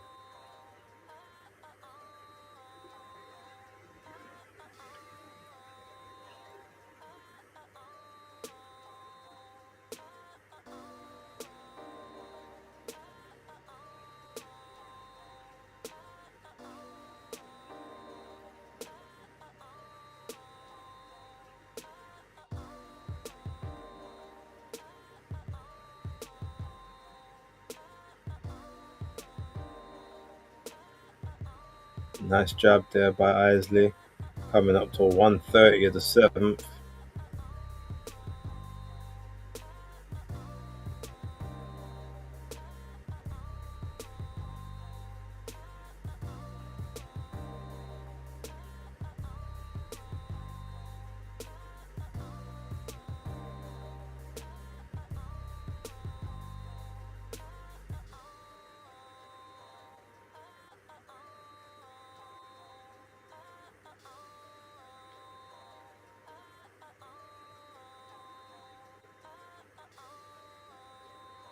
I feel like Hicks is going to have to be more aggressive because I don't know how many of these rounds the judges are going to give him fighting off the back foot with one shot here or there.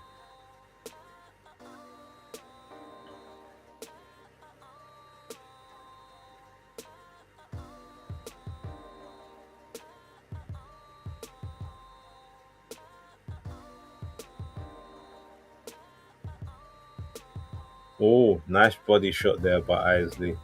Hicks felt that.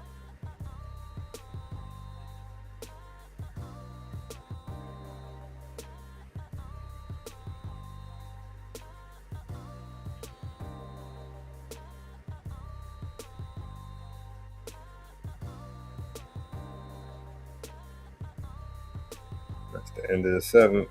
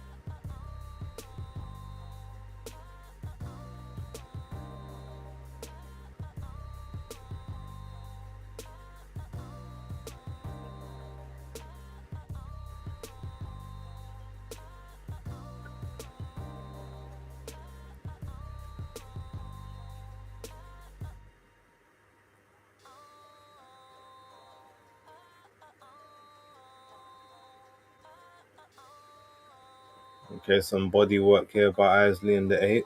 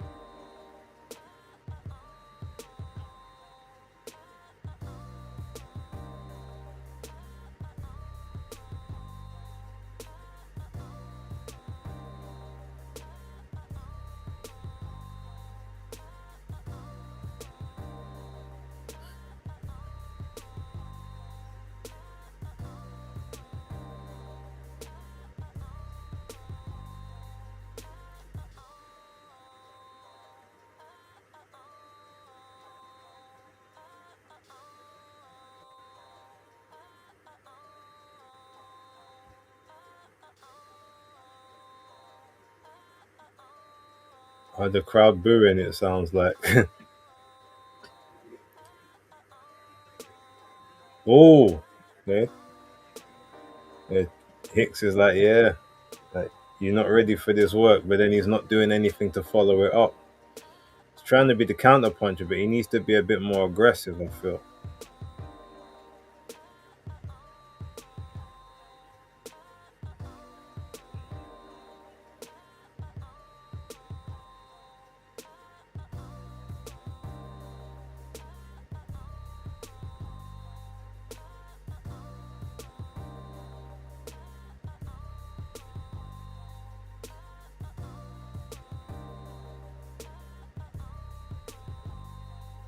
35 seconds of the eighth.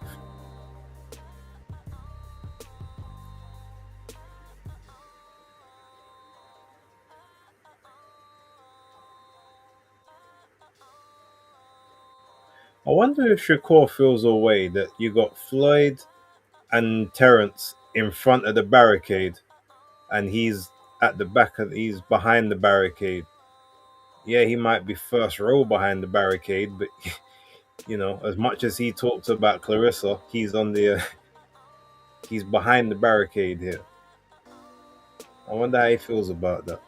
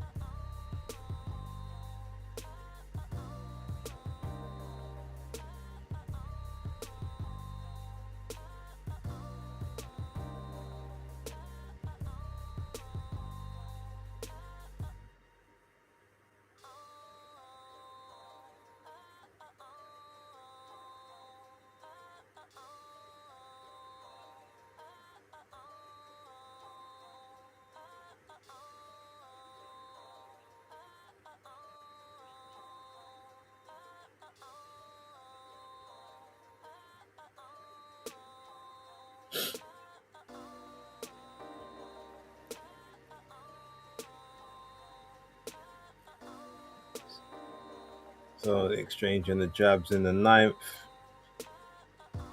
Okay, nice body shot, little sweet hook there by Isley. But again, not really much power on these shots. I ain't gonna lie, Isley will get destroyed by Carlos Adames. He might even get destroyed by Lara, even though Lara's a much smaller guy at this point. I picked Denzel Bentley to beat him as well, based off this performance. I've seen Isley a lot more aggressive and busy in fights before this. I don't know if it's because this is a rival and he doesn't want to make a mistake and get caught by a rival, and that's why he's being a lot more conservative. But this is a very, not poor performance, but a very lackluster one.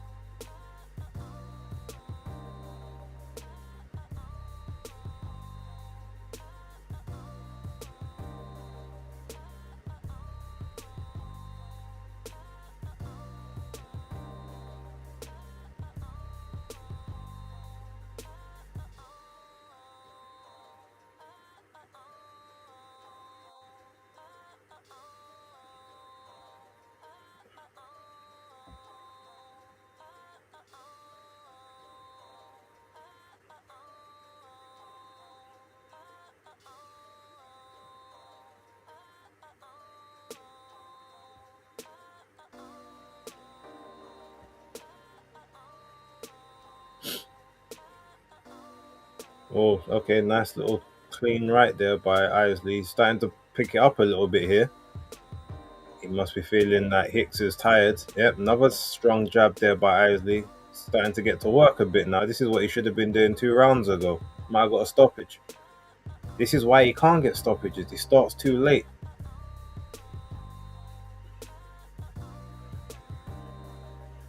But I feel like Isley's done enough to pull far ahead in this one.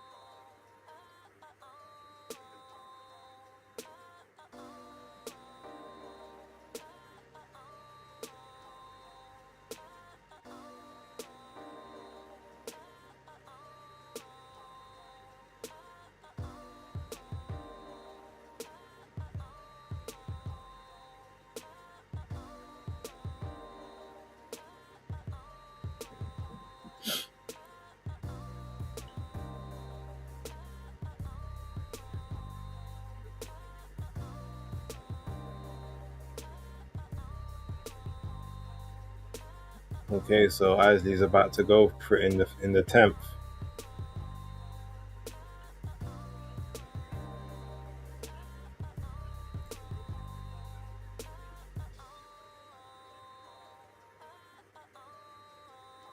Oh, nice right there by Isley. Again, just the power just don't really translate.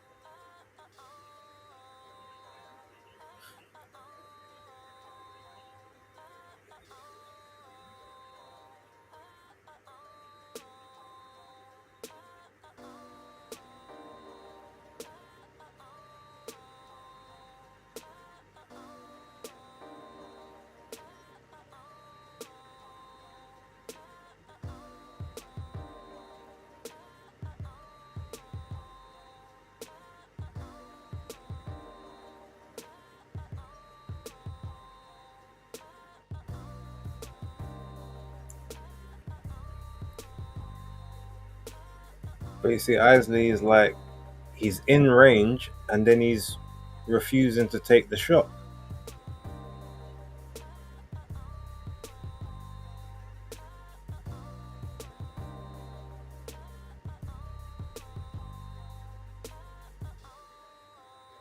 I mean, Hicks has got to push Isley back at this point because it looks like he's just getting bullied around the ring.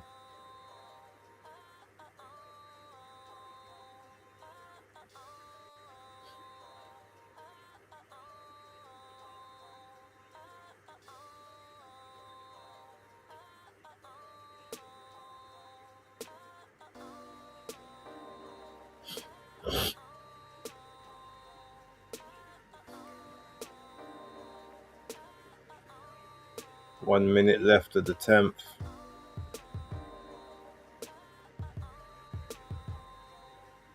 Okay, nice right hand there by Hicks, but he doesn't follow up. I mean, there's 45 seconds left. You might as well just let your hands go now.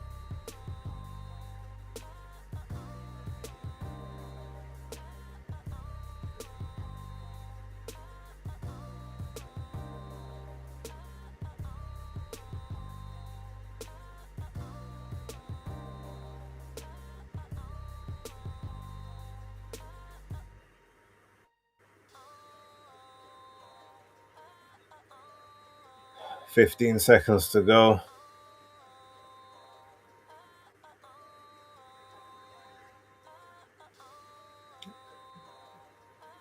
Yeah, I think Hicks has lost this one.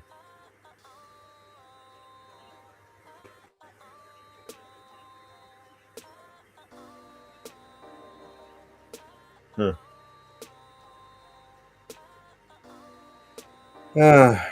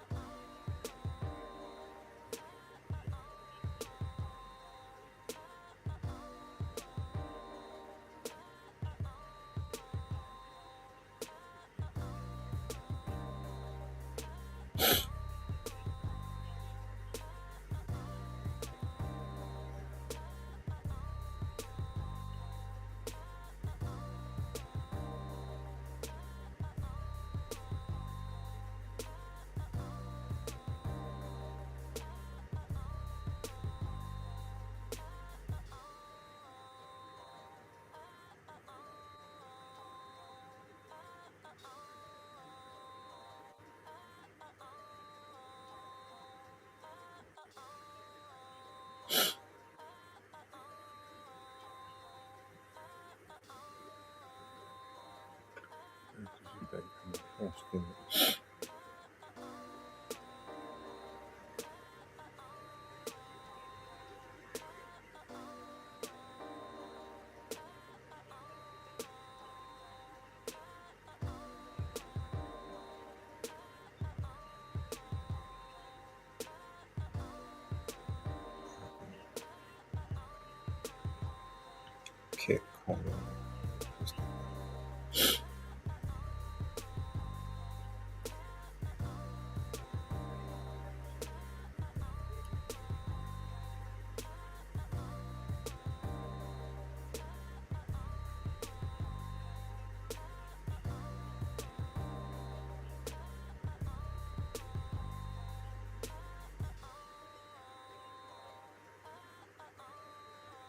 97, 92.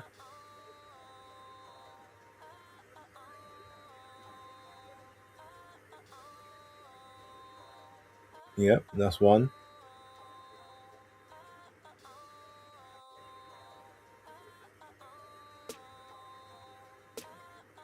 96 and 93 twice. Troy Isley. I mean, to be honest, Hicks, I don't know how you could think that you won that fight. You didn't do enough.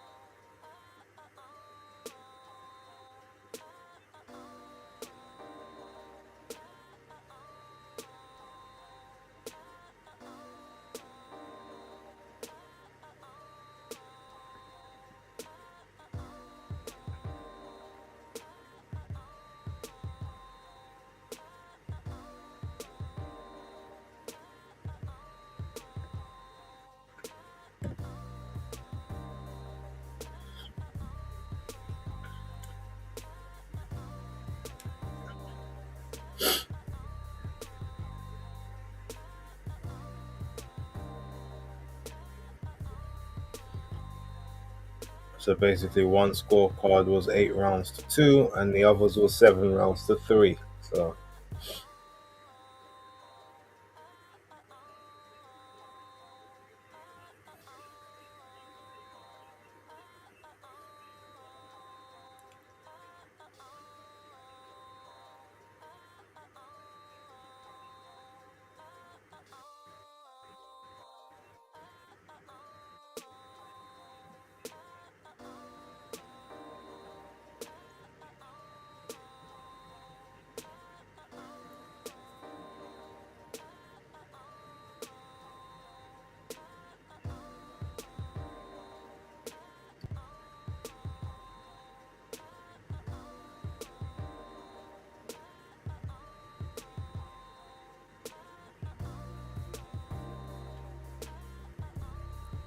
well, hopefully we shouldn't wait too long for the main event to start.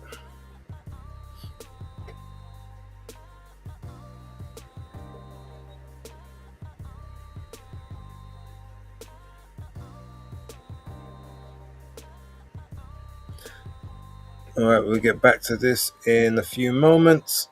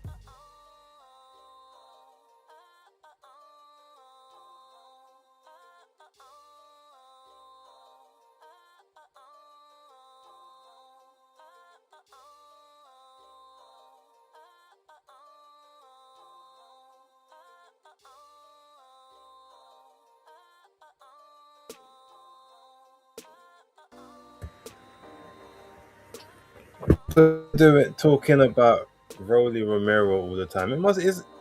It's damn near bullying at this point because he physically or verbally can't do anything back.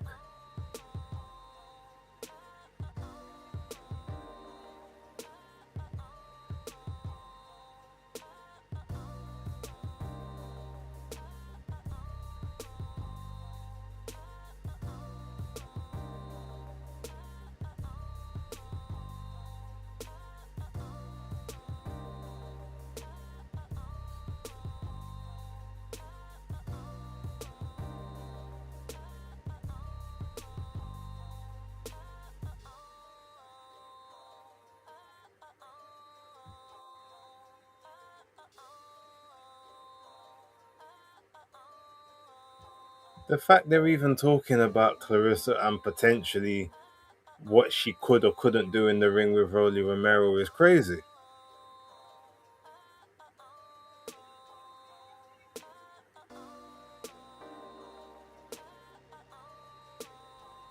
And Kayla's saying that she wants to see Claressa versus Rolly. You know what? Cool, innit? It's ridiculous because it will never happen. But if it was sanctioned, even in a exhibition bout, Rolly KOs her. Like, unless they've put him in like 22-ounce gloves or something, and he's only allowed to use the jab. There's no other way she's gonna win that fight if it was to ever happen, which no one wants. But she needs to stop talking about him and Keith Thurman and the rest of the men at this point.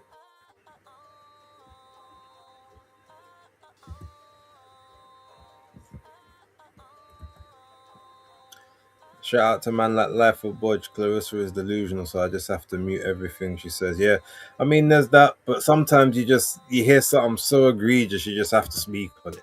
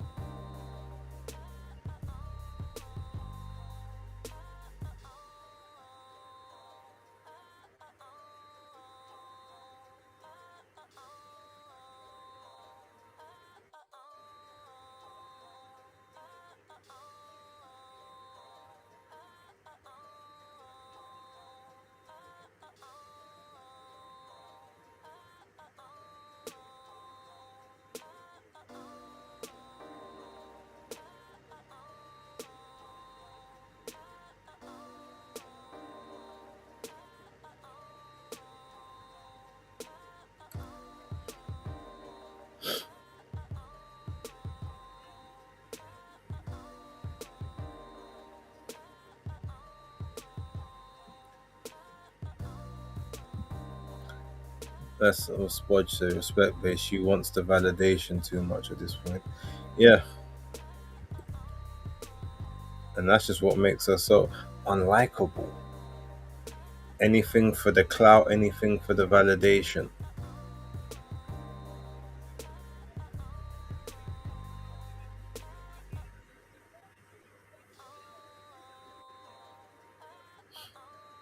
Why is this fight not started yet? All the other fights have gone the distance except one. So this fight, they should be on their way into the ring.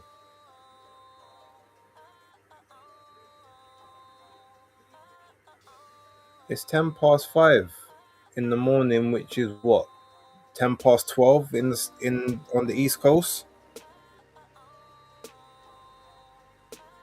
which is 10 past 9 on the West.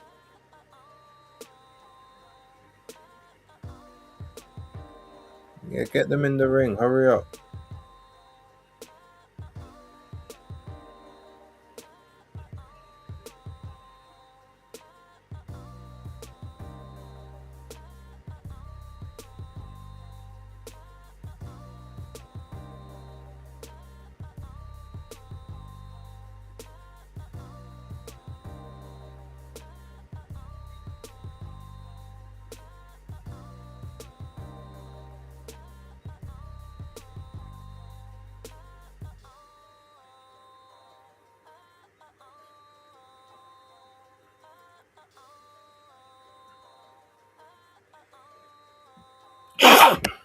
That's me.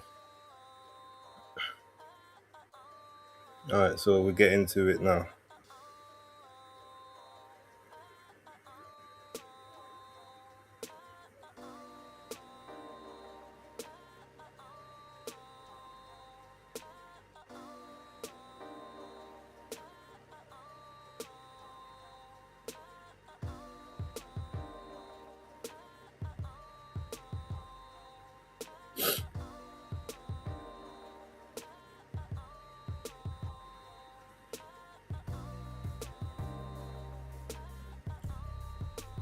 I wonder if Danny thinks Claressa can beat Romero.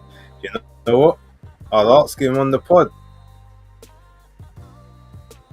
So by the way, Danny is he's on holiday at the moment, obviously for his birthday with the missus. So yes, the pod will be pre-recorded. We'll do it on Monday, but it will come out regular time on Tuesday. So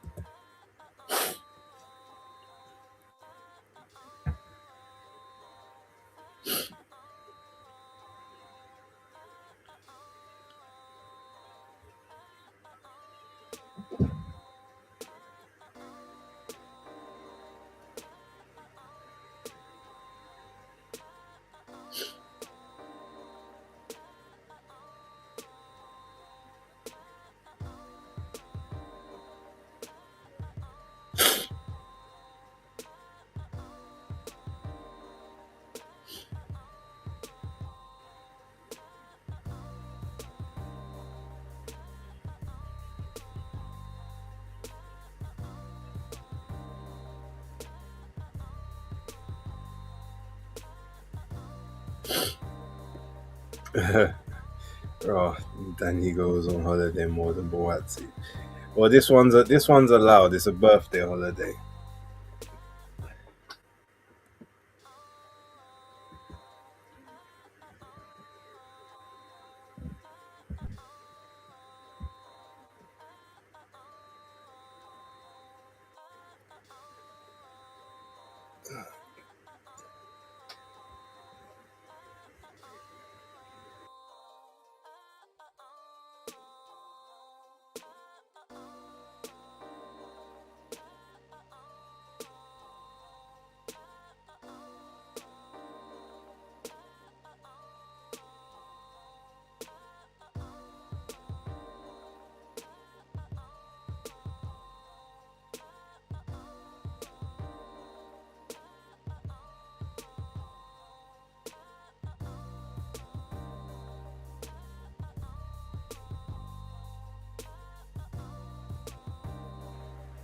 So they're making Kaye Scott wait in the ring. I guess that's because Lotto needs to get a mic check ready.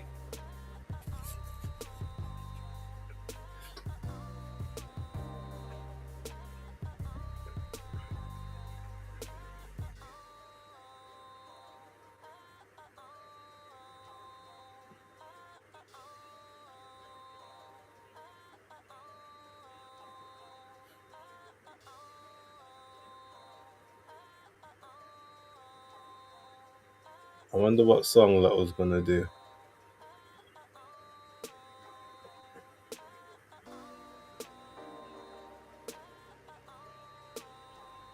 Or is she just being walked out? Oh no, there's a microphone there. Oh no, it's a flashlight.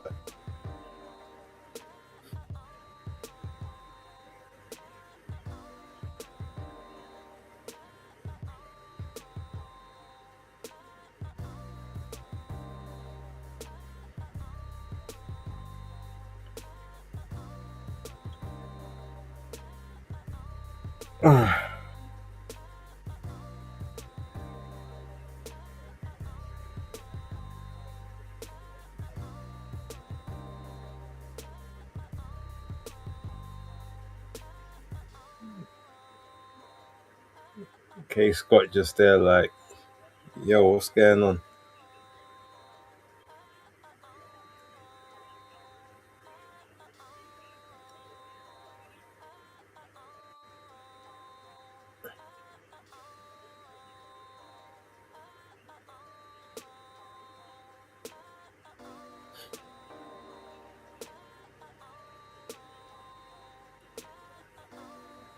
Well, that's not true. Amanda Serrano.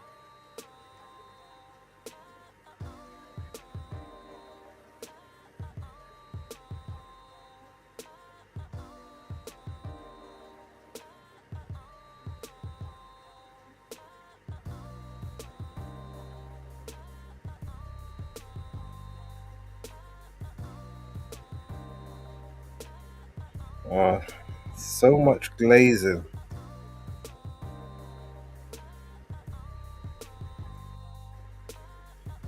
What is got? Why is this taking so long?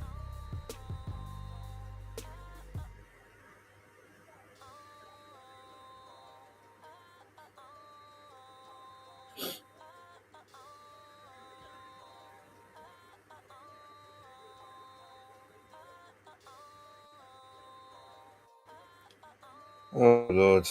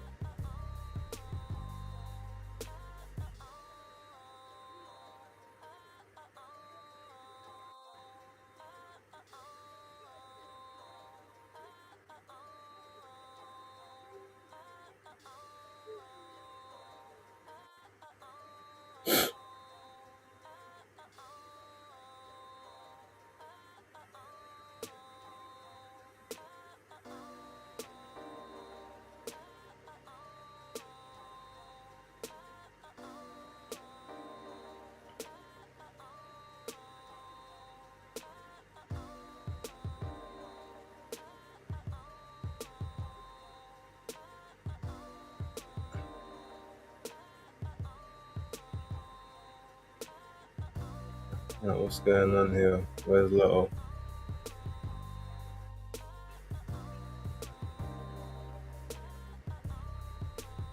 What song is she? Someone tell me the song because I can't really hear it.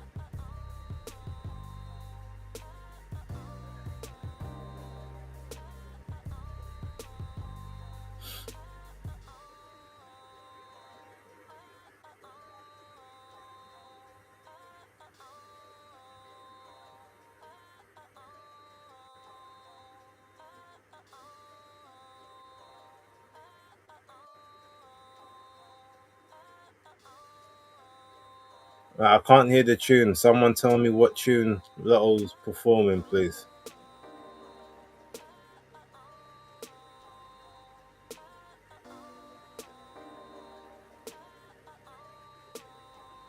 Although, you want to know what's funny about this one, people? For all of this, oh, she thinks she fine because she light skin and all that stuff.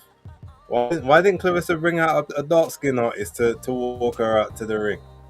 I'm just, if we're gonna, because if she wants to play the skin politics all the time, so she's quite happy having the, sort of the light skin woman beside her when it suits her. But then but the moment Little gets more shine than her, she goes, "Oh, it's only because she light skin. She got more shine on my ring walk than me. No, we both cute, but she just lighter than me. Is that what we're gonna be saying?" There's just a lot of contradictions, isn't it?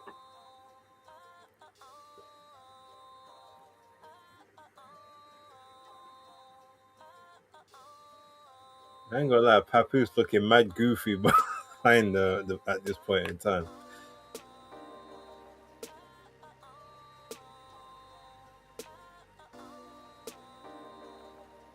It's funny, man done the Agent Provocateur tune to 50 Cent and he ain't heard nothing from him since.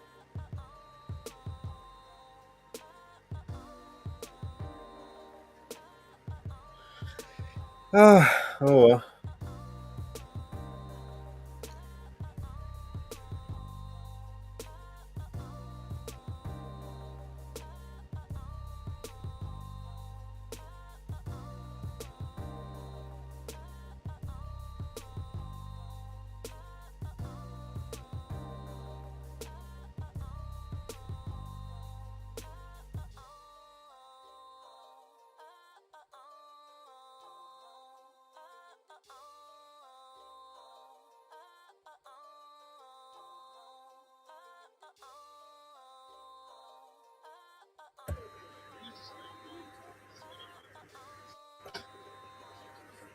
K Scott been in the ring like, what, 15 minutes? Her warm up done warm down in the ring.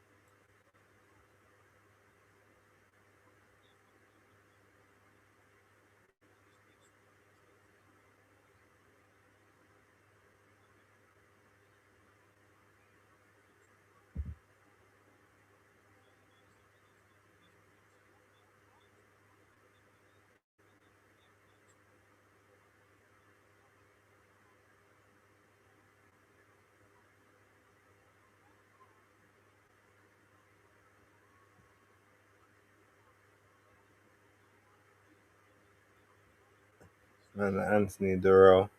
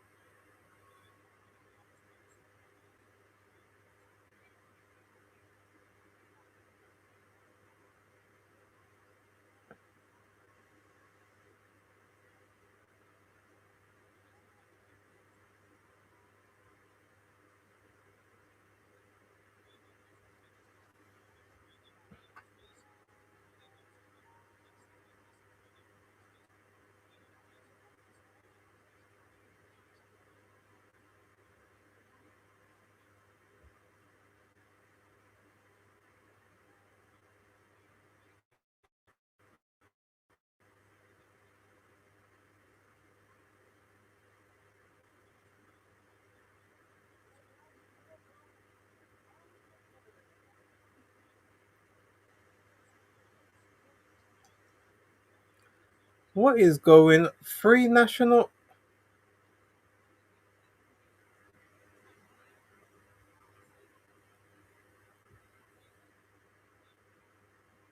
I mean, I don't hate the people singing, but you had a 10-minute delay doing the flipping ring walks. Now you got three national anthems.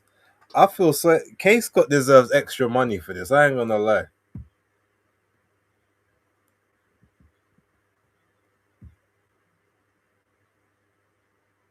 Old school Vixen singing the national anthem. Don't get me wrong. Like, I know it's all pageantry and sermon and stuff, but like, it's flipping 12:30 on the East Coast right now, and they're still doing national anthems. Like, that is actually crazy.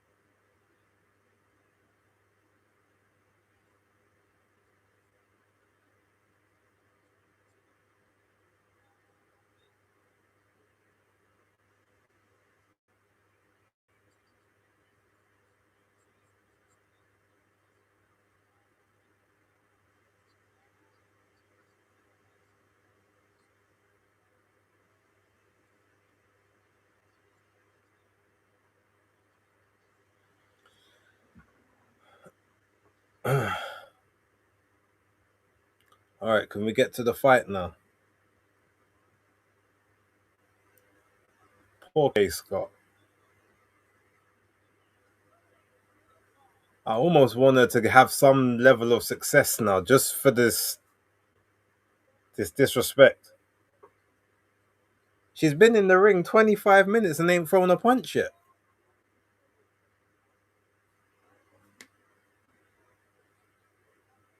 Oh, sorry, that's Andre Durrell, not Anthony. I swear she, well, okay, maybe not 20, maybe 20. She thinks she's been in the ring like 20 minutes.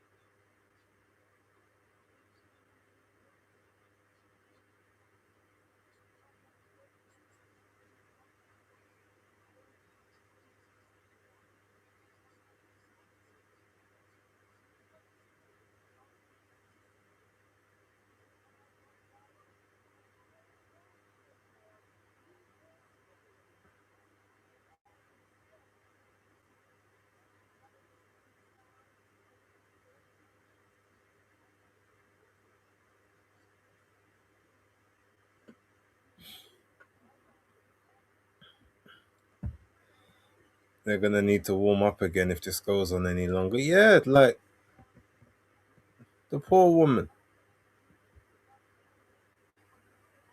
I don't even like Kay Scott like that, but she deserves she deserves some kind of compensation for this.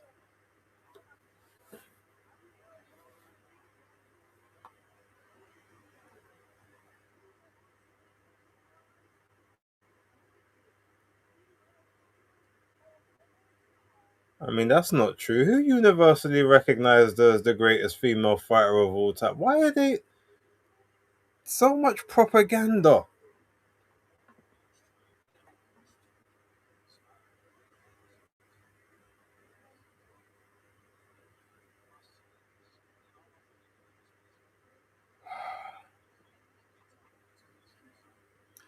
This is crazy.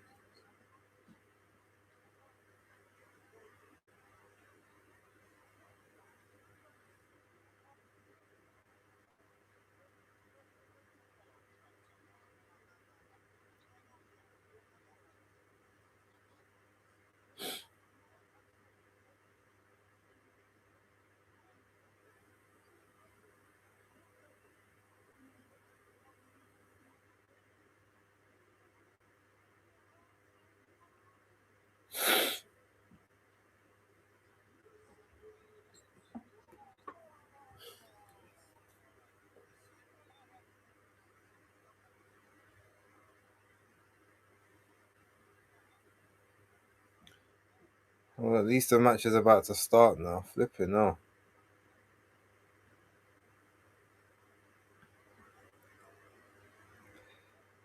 I mean, all right, come Kay, can we drop her in the first round just for the bants?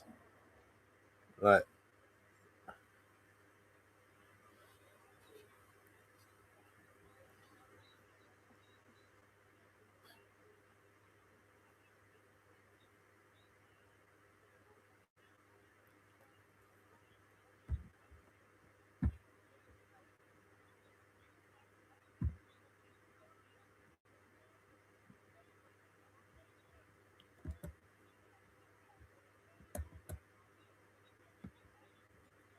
right. So, first round starts. Kay tries to feint. Just Clarissa just standing like Clarissa not even moving her feet. The speed in the speed is like 2 to 1 here at this point in time. Clarissa barely moving. Like Kay trying to stutter step. Clarissa's not biting on no feints. Jab, jab, right hand. Doesn't really land. Kay's trying to stab to the chest a bit. Clarissa's giving her the shoulder. Floyd's giving instructions from outside the ring. Another jab, jab, right hand doesn't connect. Misses a big swinging right hand and the left there. There's Clarissa. Triple jab there by Clarissa. Third one connected. Just big body shot there by Clarissa and a left hook and a right hand. Tries for right over the top. Misses that but catches her with the left hook. But Kay comes back with her own left hook there. Little stutter stopper stab jab there. Kay Scott gets caught with another right hand.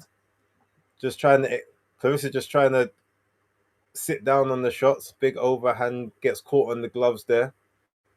Okay, you can't be leading with the right. You have to set it off with the jab, double jab, triple jab to get your way in at this point. But Clarissa just going for power. She don't even want to box. She just wants to try and throw a big power shot.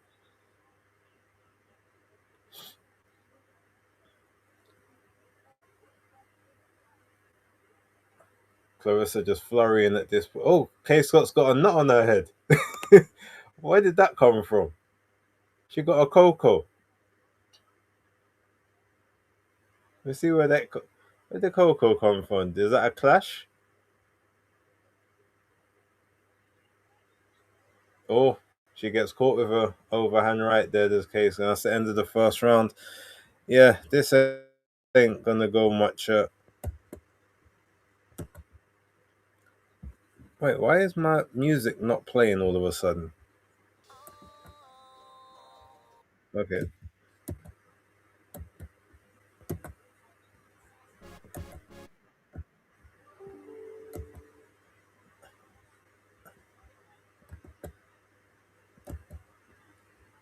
Oh, that's interesting.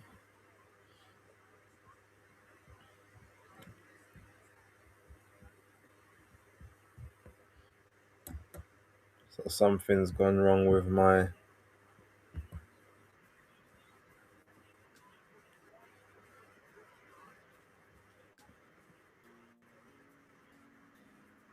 Oh, there we go. It looks like it's working now.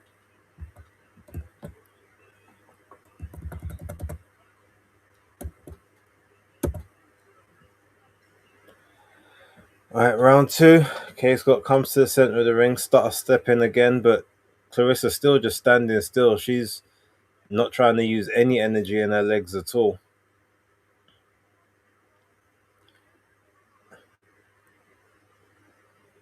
Kaye kind of getting knocked off balance with these jabs. Left hook there by Kaye Scott lands. You got Shakur trying to give advice from behind the guardrail. 1-2-1 there by Claressa. Just exchange on the inside. McKay Scott's also, trying to trade back, but it's like four shots to one at this point by the two of them in terms of speed.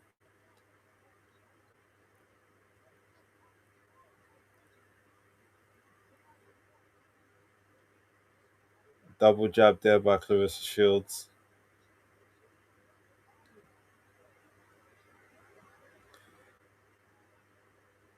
And I don't know why is Claressa trying to fight like a power puncher?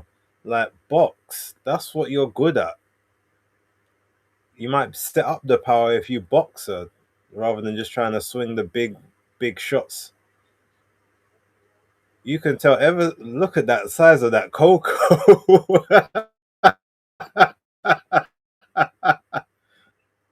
But ever since Clarissa's like started moving up in weight, she just like neglecting all of the movement. All she wants to do is just throw big shots. Ever since she started the MMA training. But 15 seconds to go of the second, and Shakur saying aim at the, Shakur telling her to aim at the forehead. Hit her again. Because they can stop it because of a hematoma if they really want to. That might be the way she gets the knockout. Oh man, this is funny.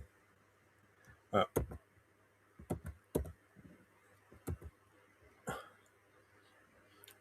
Hold on, I need to dip out and I'm gonna dip straight back in. Hold on.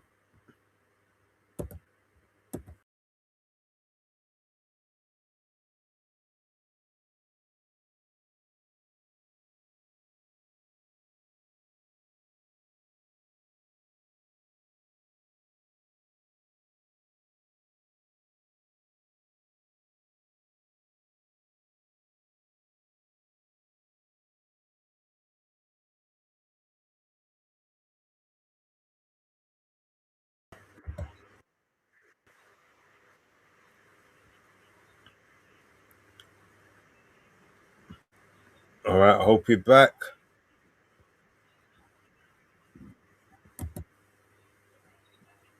All right, so they're trying to get this hematoma under control.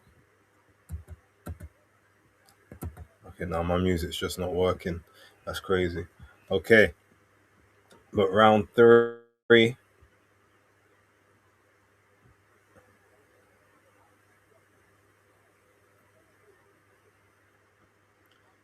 I mean, but Kay's doing all right in the third. To be fair, so starting off at least. Now Clarissa starting to use the legs a bit.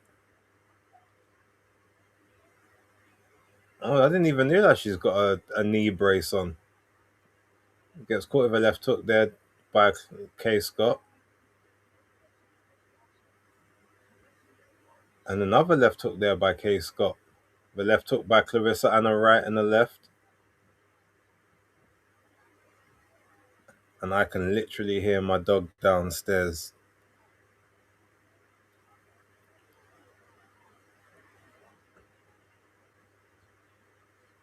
Big right hand there by Shields. But again, like it's a big right hand, but nothing's on it. Kaye Scott trying to work on the inside against Shields. Another left hook there by Kaye Scott as Claressa misses her shot. Big right hand over the top there by Shields.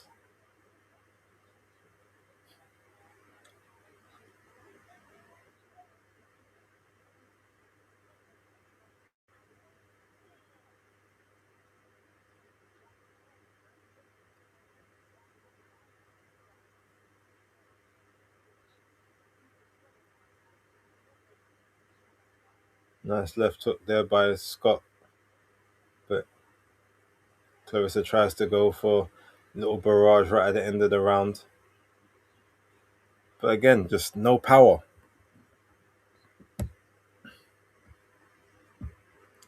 That's a serious conk on the head, yep.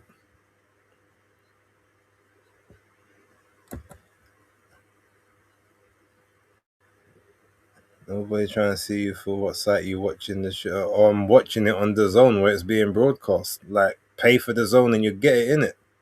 About shoulder fight. Piss off. It clearly says no footage.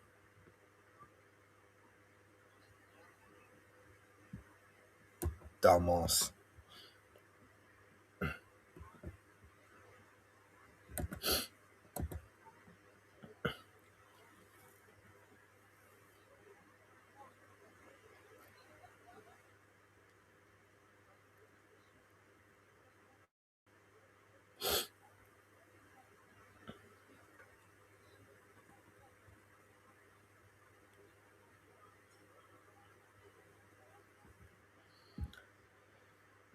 Alright, round 4.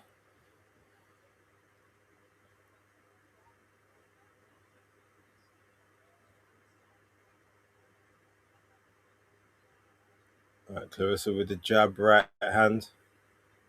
140 to go, so 20 seconds down already. Couple stabs to the body there by Kaye Scott.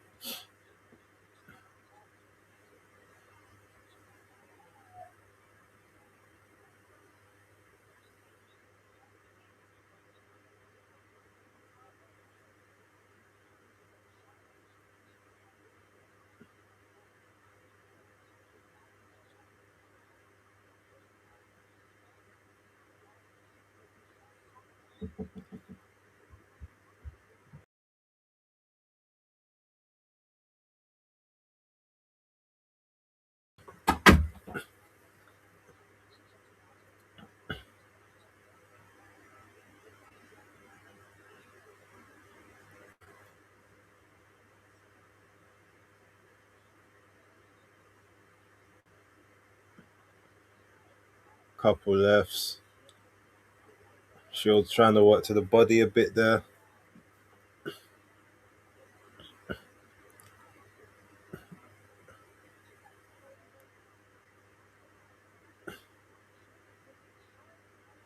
Right hand there by Shields straight through the center.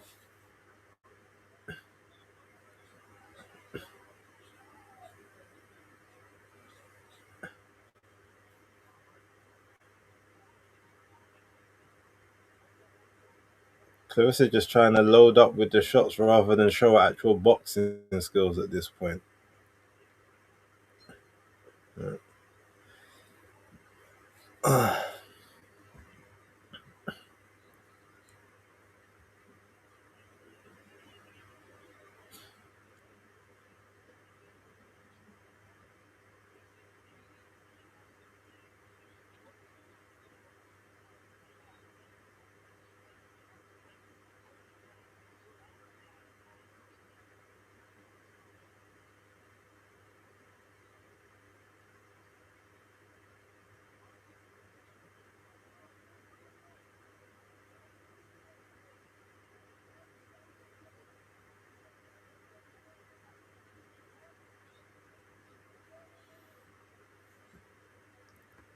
There is no way that dog should be up right now, let alone making up all that noise. Alright, come on, Claressa. Let's see if you can get a stoppage here.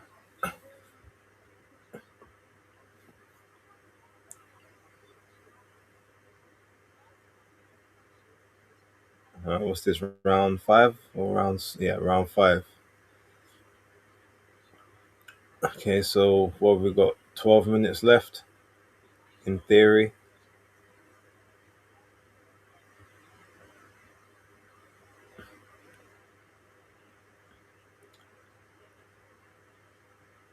Yeah.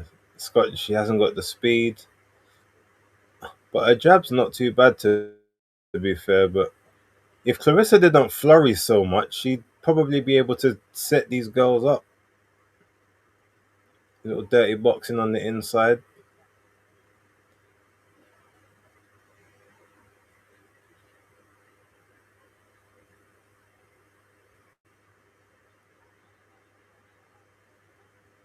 It's crazy. Claressa fights like she's a dynamite puncher, but okay, Scott trying to get to Shields on the ropes here, just trying to smother and bit of work rate.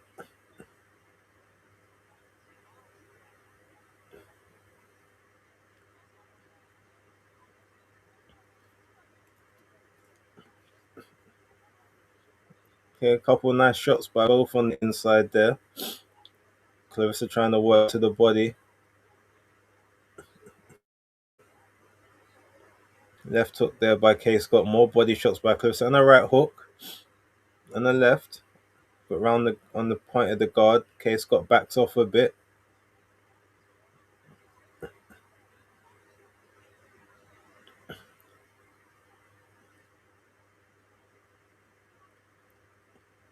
Couple good body shots on the inside there by Claressa.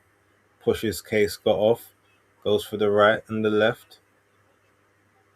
Oh, left hook just missed there by Claressa, and that left, but she's just swinging wild.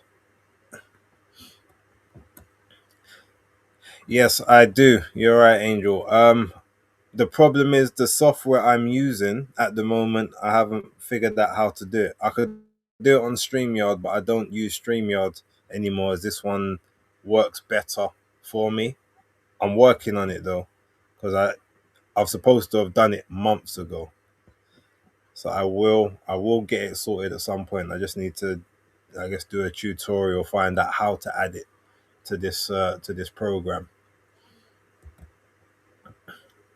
But I'll try and give times so that you guys can kind of keep up to date with where I am.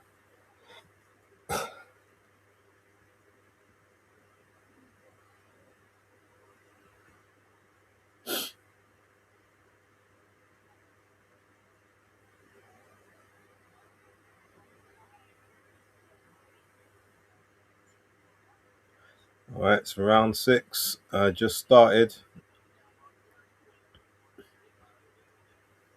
So we're at 1 minute and 50 of the 6th right now. If you want to try and sync up,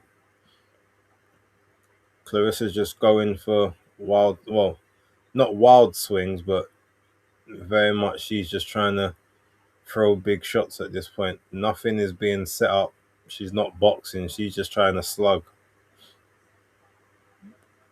Couple stabs to the body there by Claressa.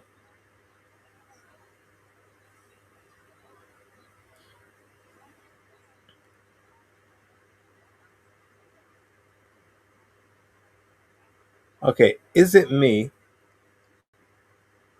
It might just be, oh, nice left hook there by Claressa, but she's breathing with her mouth open.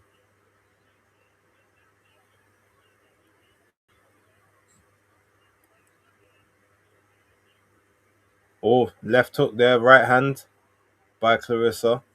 Oh, big left hook. Kaye Scott's. Oh, she's out on her feet. She's backing off. Oh, she tripped. She's into the ropes now.